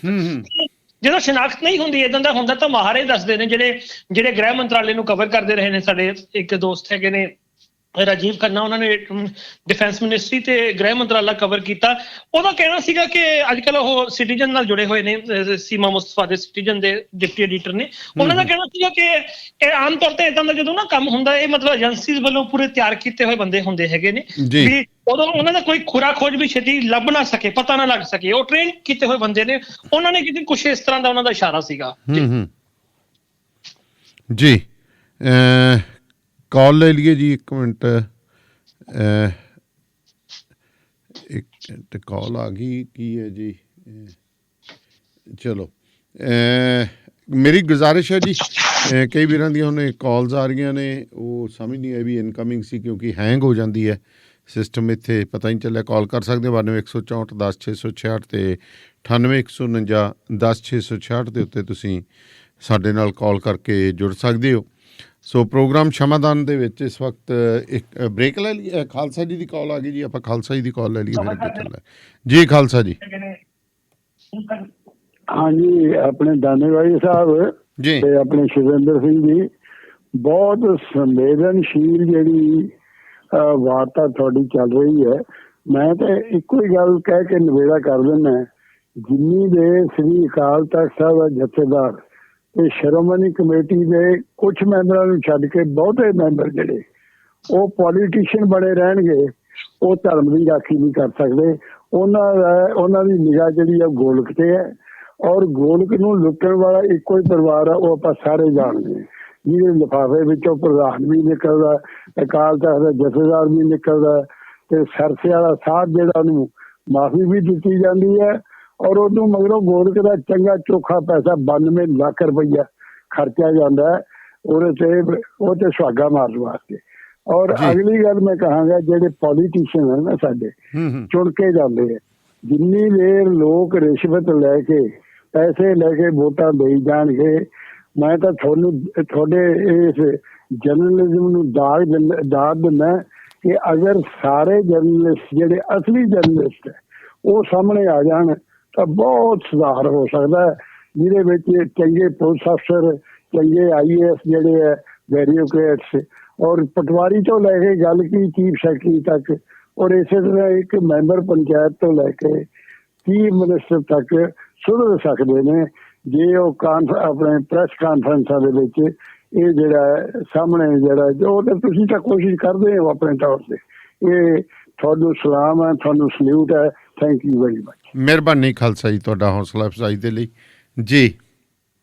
ਬਸ ਇਹੀ ਕਹਾਂਗਾ, ਸ਼ੁਕਰੀਆ ਤੁਹਾਡੀਆਂ ਨੇਕ ਜਿਹੜੀਆਂ ਦੁਆਵਾਂ ਲਈ ਸਾਡੇ ਲਈ, ਮਤਲਬ ਇਹੀ ਅਸੀਂ ਕਹਿ ਸਕਦੇ ਹਾਂ। ਬਾਕੀ ਇੱਕ ਪੱਤਰਕਾਰ ਮਤਲਬ ਇੱਕ ਜਾਂ ਇਸ ਤਰ੍ਹਾਂ ਦੇ ਵੱਖ-ਵੱਖ ਫੀਲਡ ਦੇ ਬੰਦੇ ਨਾ ਇੰਨਾ ਕੰਮ ਕਰ ਸਕਦੇ ਹੁੰਦੇ ਵੀ ਲੋਕਾਂ ਨੂੰ ਸੁਚੇਤ ਕਰ ਸਕਦੇ। ਹਾਲਾਂਕਿ ਜਿਹੜਾ ਸਾਰਾ ਕੁਝ ਜੁੜਿਆ ਤਾਂ ਸਿਸਟਮ ਨਾਲ ਹੀ ਹੁੰਦਾ, ਸਿਸਟਮ ਨੂੰ ਕੋਈ ਇੱਕ ਦੋ ਪੱਤਰਕਾਰ ਤਾਂ ਨਹੀਂ ਹਿਲਾ ਸਕਦੇ, ਜਾਂ ਜੇ ਸਾਰੇ ਵੀ ਇਕੱਠੇ ਹੋ ਜਾਣ ਤਾਂ ਵੀ ਨਹੀਂ ਹਿਲਾ ਸਕਦੇ ਹੁੰਦੇ। ਪਰ ਬਸ ਇਹ ਹੁੰਦਾ ਕਿ ਲੋਕਾਂ ਨੂੰ ਸੁਚੇਤ ਕਰਨ ਵਿੱਚ ਉਹਨਾਂ ਦਾ ਇੱਕ ਯੋਗਦਾਨ ਹੁੰਦਾ ਤੇ ਉਹਨਾਂ ਨੂੰ ਪਾਉਣਾ ਚਾਹੀਦਾ। ਤੇ ਇਹ ਦੁੱਖ ਦੀ ਗੱਲ ਆ ਕਿ ਅਸੀਂ ਜਿਹੜੇ ਮੁਲਕ ਵਿੱਚ ਆ, ਉਸ ਮੁਲਕ ਦੇ ਵਿੱਚ ਸਾਡੇ ਪੱਤਰਕਾਰ ਦਰਬਾਰੀ ਬਣੇ ਹੋਏ ਨੇ। ਅਸੀਂ ਆਪਣੇ ਭਾਈਚਾਰੇ ਬਾਰੇ ਇਹ ਗੱਲ ਖੁੱਲ ਕੇ ਆਖ ਰਹੇ ਹਾਂ ਜੀ। 92 164 ਤੇ ਦੂਜੀ ਕਾਲ। ਸਤਿ ਸ਼੍ਰੀ ਅਕਾਲ ਜੀ। ਸਤਿ ਸ਼੍ਰੀ ਅਕਾਲ ਜੀ। ਸਤਿ ਸ਼੍ਰੀ ਅਕਾਲ ਜੀ। ਕੌਣ ਸਾ ਬੋਲ ਰਹੇ ਹੋ? ਫਰੀਦਕੋਟ ਤੋਂ ਬੋਲਦਾ ਜੀ, ਵੀਰਪਾਲ ਸਿੰਘ ਜੀ ਜੀ। ਕਹਿੰਦੇ ਸਰ, ਜਿਹੜਾ ਅੱਜ ਬਲਾਸਟ ਹੋਇਆ ਜੀ, ਇਹ ਇੱਕ ਵਾਰੀ ਮਤਲਬ ਕਿ ਜਿਵੇਂ ਵੋਟਰਾਂ ਦਾ ਨੇੜਾ ਹੀ ਸੀ, ਉਹ ਜਿਵੇਂ ਤੁਹਾਡੇ ਉੱਥੇ ਲਹਿਰੇ ਗਾਗੇ ਦੇ ਨੇੜੇ ਇੱਕ ਗੱਡੀ ਬਰਾਮਦ ਹੋਈ ਸੀ ਜਿਹਦੇ ਲਹਿਰਾ ਹਾਂਜੀ ਹਾਂਜੀ। ਤੇ ਉਹ ਵੋਟਾਂ ਦਾ ਟਾਈਮ ਹੀ ਸੀ, ਮੈਨੂੰ ਲੱਗਦਾ ਵੋਟਾਂ ਤੋਂ ਥੋੜਾ ਜਿਹਾ ਟਾਈਮ ਹੀ ਪਹਿਲਾਂ ਸੀ ਜਦੋਂ ਡੈਟੋਨੇਟਰ ਬਰਾਮਦ ਹੋਏ। ਉੱਤਰਾਖੰਡ ਦੇ ਵਿੱਚੋਂ ਕੋਲੇ ਦੀ ਮਾਈਨਿੰਗ ਦੇ ਕੋਲੇ ਦੀਆਂ ਉਹਦੇ ਰੈਕ ਆਉਂਦੇ ਜਿਹੜੇ, ਪਰ ਗੱਡੀ ਚੋਂ ਕਾਰ ਚੋਂ ਬਰਾਮਦ ਹੋਇਆ ਸੀ, ਉਹ ਵੀ ਰਫਾ ਦਫਾ ਹੋ ਗਿਆ ਸੀ ਮਾਮਲਾ। ਹਾਂਜੀ, ਉਹ ਕੇਸ ਰਫਾ ਦਫਾ ਹੀ ਹੋ ਗਿਆ ਸੀ, ਉਹਦਾ ਪਤਾ ਹੀ ਨਹੀਂ ਲੱਗਿਆ ਸੀ ਕੋਈ ਕਿਸੇ ਉਦਾਂ ਦਾ ਕੋਈ ਸਿਸਟਮ ਤਾਂ ਨਹੀਂ, ਜਿਵੇਂ ਉਹ ਕਹਿੰਦੇ ਸੀ ਕਿ ਉਹ ਵੀ ਕਿਸੇ ਲੀਡਰ ਦੀ ਗੱਡੀ ਹੋਈ ਸੀ। ਇਹ ਬੜੀ ਤੁਸੀਂ ਕੰਮ ਦੀ ਗੱਲ ਕੀਤੀ ਹੈ। ਯਾਦ ਹੈ ਤੁਹਾਨੂੰ? ਹਾਂ ਯਾਦ ਹੈ ਜੀ ਜੀ, ਯਾਦ ਹੈ, ਸਹੀ ਪਕੜਿਆ। ਸਰਪੰਚ ਦੀ ਗੱਡੀ ਸੀ, ਲੰਬੀ ਹਲਕੇ ਤੋਂ, ਬਲੋਟ ਸਾਈਡ ਦੀ ਗੱਡੀ, ਲੰਬੀ ਹਲਕੇ ਤੋਂ। ਹਾਂਜੀ ਹਾਂਜੀ ਹਾਂਜੀ ਹਾਂਜੀ, ਮੇਰੇ ਯਾਦ ਆ, ਮੈਂ ਤਾਂ ਹੀ ਤੁਹਾਨੂੰ ਫੋਨ ਲਾਇਆ ਸਰ। ਉਸ ਸਮੇਂ ਤੇ ਮੁੱਖ ਮੰਤਰੀ ਨਾਲ ਜੁੜਿਆ ਹੋਇਆ ਸੀ ਕਨੈਕਸ਼ਨ ਜੀ, ਬਿਲਕੁਲ ਯਾਦ ਆ। ਤੇ ਸਗੋਂ ਚੰਗੀ ਗੱਲ ਆ ਕਿ ਸਾਡੇ ਮੈਮਰੀ ਚੋਂ ਨਿਕਲਦਾ ਫੇਰ ਯਾਦ ਕਰਾ ਦਿੱਤਾ ਤੁਸੀਂ ਹੈ।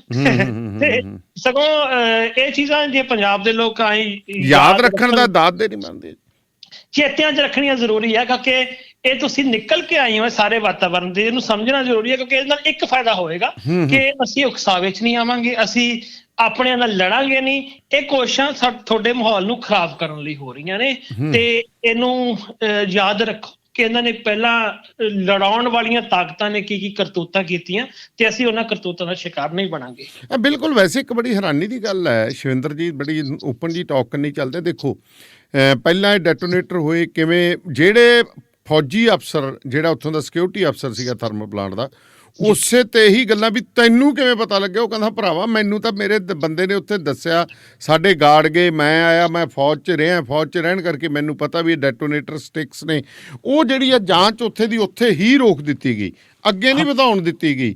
ਕਿੱਧਰ ਗਈ ਗੱਲ? ਬੜੀਆਂ 2-3 ਚੀਜ਼ਾਂ ਨੇ। ਦੇਖੋ ਤੁਹਾਨੂੰ ਇੱਕ ਯਾਦ ਕਹਾਂ ਵੀ ਇਹ ਪੰਜਾਬ ਦੇ ਵਿੱਚ ਜਾਂਚਾਂ, ਹੁਣ ਤਾਂ ਆਪਾਂ ਗੱਲ ਕਰਦੇ ਇਕੱਲੀ ਬੇਅਦਬੀ ਦੀ, ਤੁਹਾਨੂੰ ਯਾਦ ਹੋਏਗਾ ਇੱਕ ਨਕਲੀ ਖੂਨ ਜਿਹੜਾ ਬਲੱਡ ਜਿਹੜਾ ਲੋਕਾਂ ਤੋਂ ਕਹਿੰਦੇ ਸੀ ਇਹ ਨਕਲੀ ਖੂਨ ਹੈ ਜਾਂ ਕਿਵੇਂ ਹੈ, ਇੱਕ ਭਾਰਤ ਦੀ ਬਹੁਤ ਵੱਡੀ ਕੰਪਨੀ ਜਿਹੜੀ ਅੱਜ ਕੱਲ੍ਹ ਚਰਚਾ ਦੇ ਵਿੱਚ ਹੈ, ਉਹਨੂੰ ਸਪਲਾਈ ਹੋਣ ਜਾ ਰਿਹਾ ਸੀ ਬਠਿੰਡੇ ਦੀ ਕੀ ਕਹਿੰਦੇ ਇੱਕ ਯੂਨੀਵਰਸਿਟੀ ਦੇ ਵਿੱਚੋਂ। ਇਹ ਵੀ ਮੰਨਿਆ ਜਾ ਰਿਹਾ ਸੀ ਇਹ ਨਕਲੀ ਖੂਨ ਤਿਆਰ ਕੀਤਾ ਜਾਂਦਾ ਸੀ। ਉਹ ਵੀ ਜਿਹੜੀ ਅੱਧ ਵਿਚਾਲੇ ਹੀ ਉਹ ਕਿੱਧਰ ਗਈ ਗੱਲ, ਕਿੱਧਰ ਨਹੀਂ, ਕਿਵੇਂ ਹੀ ਰੋਲ ਦਿੱਤੀਆਂ ਗਈਆਂ।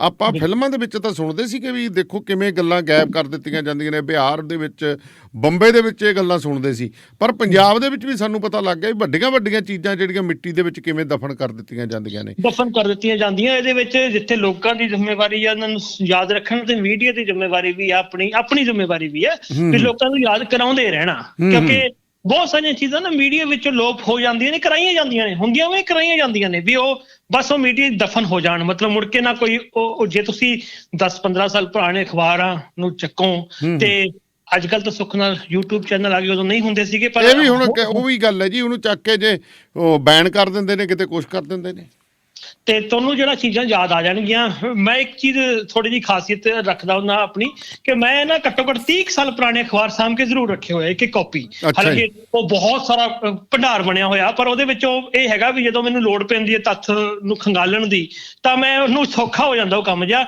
ਸੋ ਮੈਂ ਇਹ ਤਾਂ ਨਹੀਂ ਕਹਾਂਗਾ ਵੀ ਸਾਰੇ 30 ਸਾਲ ਪੁਰਾਣੇ ਅਖਬਾਰ ਸਾਂਭ ਕੇ ਰੱਖਣ, ਪਰ ਆਪਣੀ ਚੇਤੇ ਦੀ ਚੰਗੇਰ ਜ਼ਰੂਰ ਯਾਦ ਰੱਖੋ, ਕਿਉਂਕਿ ਉਹ ਚੀਜ਼ਾਂ ਮੁੜ ਕਿਵੇਂ ਰਿਪੀਟ ਹੁੰਦੀਆਂ ਨੇ। ਬਿਲਕੁਲ। ਵੈਸੇ ਤੁਹਾਡੇ ਵਾਲੀ ਗੱਲ, ਮੈਨੂੰ ਵੀ ਬੜਾ ਸ਼ੌਂਕ ਸੀਗਾ ਇੰਡੀਆ ਟੁਡੇ ਤੇ ਫਰੰਟਲਾਈਨ, 2 ਮੈਗਜ਼ੀਨਸ ਮੈਂ ਕਾਲਜ ਟਾਈਮ ਦੇ ਵਿੱਚ ਹੀ ਪੜ੍ਹਨ ਲੱਗ ਗਿਆ ਸੀਗਾ।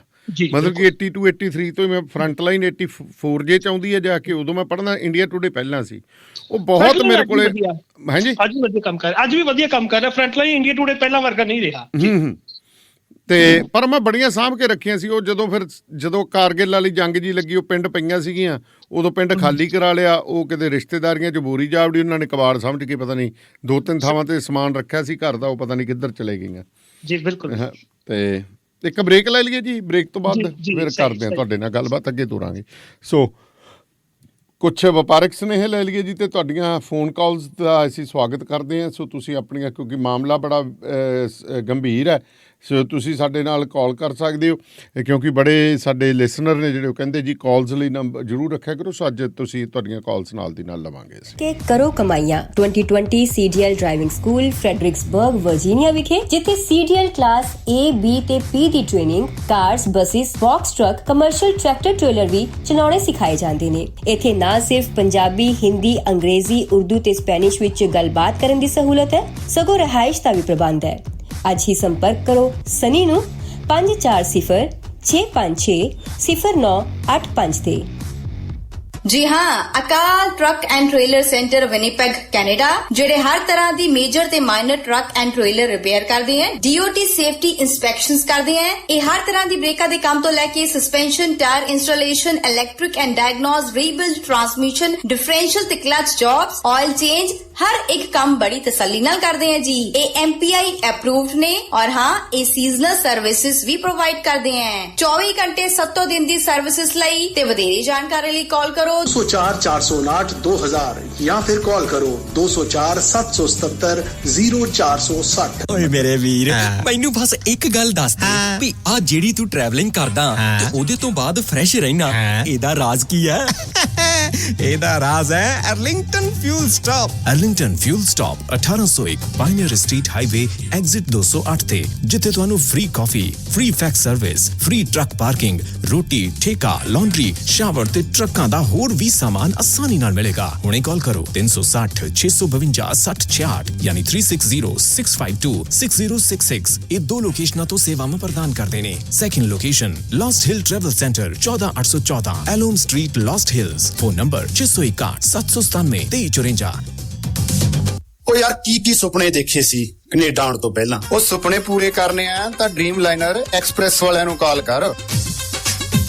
ਜੀ ਹਾਂ, ਡ੍ਰੀਮਲਾਈਨਰ express company Calgary, Alberta, Canada, ਜਿਨ੍ਹਾਂ ਨੂੰ ਸਾਫ਼ ਸੁਥਰੇ ਰਿਕਾਰਡ ਤੇ 2 ਸਾਲਾ ਤਜਰਬੇ ਵਾਲੇ ਡਰਾਈਵਰਸ ਦੀ ਲੋੜ ਹੈ। ਇਹਨਾਂ ਕੋਲ ਕੈਲਗਰੀ, ਅਲਬਰਟਾ ਤੋਂ ਕੈਲੀਫੋਰਨੀਆ ਤੇ ਐਰੀਜ਼ੋਨਾ ਦੇ ਸਿੱਧੇ ਰਨ। ਇਹਨਾਂ ਕੋਲ ਡਰਾਈ ਤੇ ਰੀਫਰ ਲੋਡ ਵੀ ਹੈ। ਹੋਮ ਰਿਟਰਨ ਵਿਦਿਨ 5 ਡੇਜ਼, ਬਾਈ ਵੀਕਲੀ ਤੇ ਚੰਗੀ ਤਨਖਾਹ ਦਿੰਦੇ ਆ। ਔਰ ਹਾਂ ਸਿੰਗਲ ਤੇ ਟੀਮਸ ਦੋਨਾਂ ਨੂੰ ਹਾਇਰ ਕਰਦੇ ਨੇ। ਵਧੇਰੇ ਜਾਣਕਾਰੀ ਲਈ ਕਾਲ 403 404 9501 403 404 9501 Dreamliner Express Company, Calgary, Alberta, Canada। Bathinda ਦੀ ਗ੍ਰੀਨ ਸਿਟੀ ਦੀ ਅਪਾਰ ਸਫਲਤਾ ਤੋਂ ਬਾਅਦ ਹੁਣ ਪੇਸ਼ ਹੈ ਕਨ੍ਹਈਆਜ਼ ਗ੍ਰੀਨ ਸਿਟੀ, ਜਿੱਥੇ ਸਿਕਿਉਰਿਟੀ ਦੇ ਪੁਖਤਾ ਪ੍ਰਬੰਧ, ਖੁੱਲੀਆਂ ਸੜਕਾਂ, ਹਰਾ ਭਰਾ ਵਾਤਾਵਰਣ, ਬਿਜਲੀ ਦੀਆਂ ਅੰਡਰਗਰਾਉਂਡ ਤਾਰਾਂ ਅਤੇ ਖੂਬਸੂਰਤ ਫੁੱਲ ਪੌਦੇ। ਲੈਂਡਸਕੇਪਿੰਗ ਅਤੇ ਨਿਰਮਾਣ ਕਾਰਜ ਚੱਲ ਰਹੇ ਨੇ ਤੇਜ਼ੀ ਨਾਲ। ਇਸ ਤੋਂ ਪਹਿਲਾਂ ਕਿ ਸਾਰੇ ਪਲਾਟ ਬੁੱਕ ਹੋ ਜਾਣ, ਸੰਪਰਕ ਕਰੋ 8556002064 ਅਤੇ 8556602071। ਟਰੱਕਿੰਗ ਵਾਲੇ ਵੀਰੋ ਧਿਆਨ ਨਾਲ ਸੁਣੋ। ਟਰੱਕ ਜਿੱਦਾਂ ਦਾ ਵੀ ਚਲਾਉਣੇ ਹੋ, ਮੈਨੂਅਲ ਜਾਂ ਆਟੋਮੈਟਿਕ, ਕੁਇਕ ਟਰੱਕ ਲਿਊਬ ਚੇਤੇ ਆਹੀ ਨਾ ਰੱਖਿਓ। ਟਰੱਕ ਦੀ ਵਧੀਆ ਸਰਵਿਸ ਲਈ ਕੁਇਕ ਟਰੱਕ ਲਿਊਬ। ਲਓ ਜੀ, ਤੀਜੀ ਲੋਕੇਸ਼ਨ ਵੀ ਖੋਲਤੀ ਆ, ਐਗਜ਼ਿਟ 579 ਫਰਮ ਹਾਈਵੇ 401 ਇਨ ਨਾਪਨੀ। ਆਹੋ ਜੀ, ਕੋਈ ਅਪਾਇੰਟਮੈਂਟ ਨਹੀਂ, drive through facility. Exit 579 firm highway 401 in ਨਾਪਨੀ। Quick truck lube, the one stop shop, 5196220660 ਜਾਂ quicktrucklube.com। QTL, because we care। So program Shamadan ਦੇ ਵਿੱਚ ਤੁਹਾਡਾ ਮੁੜ ਤੋਂ ਸਵਾਗਤ ਹੈ। ਕਈ ਸ਼ਬਦ ਜਿਹੜੇ ਨੇ ਜੇ ਕਿਸੇ ਵੀਰ ਨੂੰ ਗਲਤ ਲੱਗਦੇ ਨੇ ਤਾਂ ਅਸੀਂ ਉਹਨਾਂ ਦੇ ਲਈ ਮਾਫੀ ਮੰਗਦੇ। ਜਿਵੇਂ ਕਮਲ ਸਿੱਧੂ ਹੋਰਾਂ ਜੀ ਦਾ ਹੈ ਜੀ, ਕਹਿੰਦੇ ਤੁਸੀਂ ਗੁਟਕਾ ਬੋਲ ਦਿੱਤਾ ਹੈ, ਗੁਟਕਾ ਸਾਹਿਬ ਬੋਲਣਾ ਸੀ। ਚਲੋ ਅਸੀਂ ਦਰੁਸਤ ਕਰਦੇ ਹਾਂ ਜੀ ਇਸ ਨੂੰ।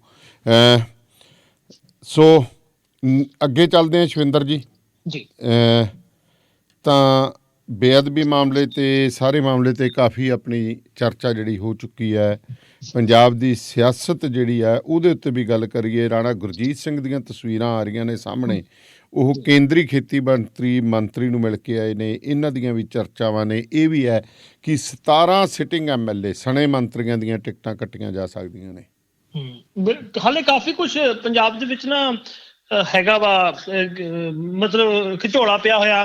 ਕੱਲ ਪਰਸੋਂ ਇੱਕ ਮੀਡੀਆ YouTube ਚੈਨਲ ਨੇ ਚਲਾ ਦਿੱਤਾ ਸੀ ਵੀ ਪੰਜਾਬ ਦਾ ਮੰਤਰੀ ਸਿੰਗਲਾ ਵੀ ਜਾ ਰਿਹਾ ਹੈਗਾ BJP ਦੇ ਵਿੱਚ। ਫਿਰ ਉਹਨੂੰ ਕਹਿਣਾ ਪਿਆ ਕਿ ਨਹੀਂ, ਇਹ ਜੀ ਗਲਤ ਅਫਵਾਹਾਂ ਨੇ ਤੇ ਮੈਂ ਕਾਂਗਰਸ ਦਾ ਸੀਗਾ ਤੇ ਕਾਂਗਰਸ ਦਾ ਰਹਾਂਗਾ। ਕਈ ਮਤਲਬ ਅਫਵਾਹਾਂ ਵੀ ਚੱਲਦੀਆਂ ਨੇ ਤੇ ਕੁਝ ਸੁਲਗ ਵੀ ਰਿਹਾ ਹੈਗਾ, ਇਹ ਵੀ ਸੱਚ ਹੈ। ਤੇ ਜੇ ਸੁਲਗ ਰਿਹਾ ਬਹੁਤਾ ਤਾਂ ਉਹੀ ਹੈ ਕਿ ਜਿਹੜਾ ਕੈਪਟਨ ਵਾਲਾ ਖੇਮਾ ਨਾ ਉਹ ਜਾ ਰਿਹਾ, ਤੇ ਕੈਪਟਨ ਵਾਲਾ ਖੇਮਾ ਜਾ ਰਿਹਾ। ਇਹ ਚੀਜ਼ ਬੜੀ ਧਿਆਨ ਰੱਖਿਓ ਤੇ ਕੈਪਟਨ ਵਾਲਾ ਖੇਮਾ ਕੈਪਟਨ ਦੀ ਪਾਰਟੀ 'ਚ ਨਹੀਂ ਜਾ ਰਿਹਾ, BJP 'ਚ ਜਾ ਰਿਹਾ ਹੈਗਾ। ਤੇ ਇਹਦਾ ਕਿਉਂਕਿ ਰਾਣਾ ਗੁਰਜੀਤ ਦੀ ਵੀ ਜੋ ਤੁਸੀਂ ਦੱਸ ਰਹੇ ਹੋ ਵੀ ਇਹਦਾ ਆਇਆ, ਇਹ ਸਿੱਧੀ ਜੀ ਗੱਲ ਆ ਵੀ ਬੰਦਾ ਕਿਹਦਾ ਹੈਗਾ, ਕਿੱਧਰ ਜਾਣਾ ਹੈਗਾ। ਮਸਲਾ ਇਹ ਹੈਗਾ ਕਿ ਬਹੁਤ ਸਾਰੀਆਂ ਦਿੱਲੀ ਤੋਂ ਇਹ ਖਬਰਾਂ ਆ ਰਹੀਆਂ ਵੀ ਕੈਪਟਨ ਅਮਰਿੰਦਰ ਸਿੰਘ ਆਪਣੇ ਵੱਲ ਜੋੜਨ ਦੀ ਐਫਰਟ ਤਾਂ ਨਹੀਂ ਕਰ ਰਹੇ ਵੀ ਕੈਪਟਨ ਅਮਰਿੰਦਰ ਸਿੰਘ ਆ ਚੋਣ ਤੋਂ ਬਾਅਦ ਹੋ ਸਕਦਾ ਆਪਣੀ ਪਾਰਟੀ ਨੂੰ ਖਤਮ ਕਰਕੇ BJP ਤੋਂ ਕੋਈ ਰਾਜਪਾਲ ਵਗੈਰਾ ਦਾ ਅਹੁਦਾ ਮੰਗਣਗੇ। ਨਹੀਂ, ਨਾਲੇ ਇਹ ਵੀ ਚਰਚਾ ਨਾ, ਕਿਉਂਕਿ ਜੇਕਰ ਦੇਖਿਆ ਜਾਵੇ ਤਾਂ ਕੈਪਟਨ ਤੋਂ ਤਾਂ ਲੋਕ ਹਿਸਾਬ ਮੰਗਣਾ ਸ਼ੁਰੂ ਕਰਤਾ। ਕੈਪਟਨ ਦਾ ਉਹ ਜਲਵਾ ਨਹੀਂ ਰਿਹਾ, ਜੋ ਮਰਜ਼ੀ ਕਹੀ ਚੱਲੋ ਵੀ ਉਹ ਹੁਣ ਫੇਸ ਨਹੀਂ ਰਿਹਾ। ਤੁਹਾਨੂੰ ਯਾਦ ਹੋਏਗਾ ਕਿ ਆਹ ਜਿਹੜਾ ਹੁਣ ਇੱਕ ਟਰੱਕ ਯੂਨੀਅਨ ਵਾਲੇ ਬੈਠੇ ਨੇ ਏਅਰਪੋਰਟ ਰੋਡ ਦੇ ਉੱਤੇ ਮੁਹਾਲੀ, ਦੇਖੋ ਘੇਰ ਕੇ ਕਿਵੇਂ ਉਹਨਾਂ ਨੇ ਗੱਡੀ ਦੇ ਉੱਤੇ ਚੜ੍ਹ ਕੇ ਤਕਰੀਰਾਂ ਕੀਤੀਆਂ ਮੁੰਡੇ ਨੇ ਆਪਣੀਆਂ।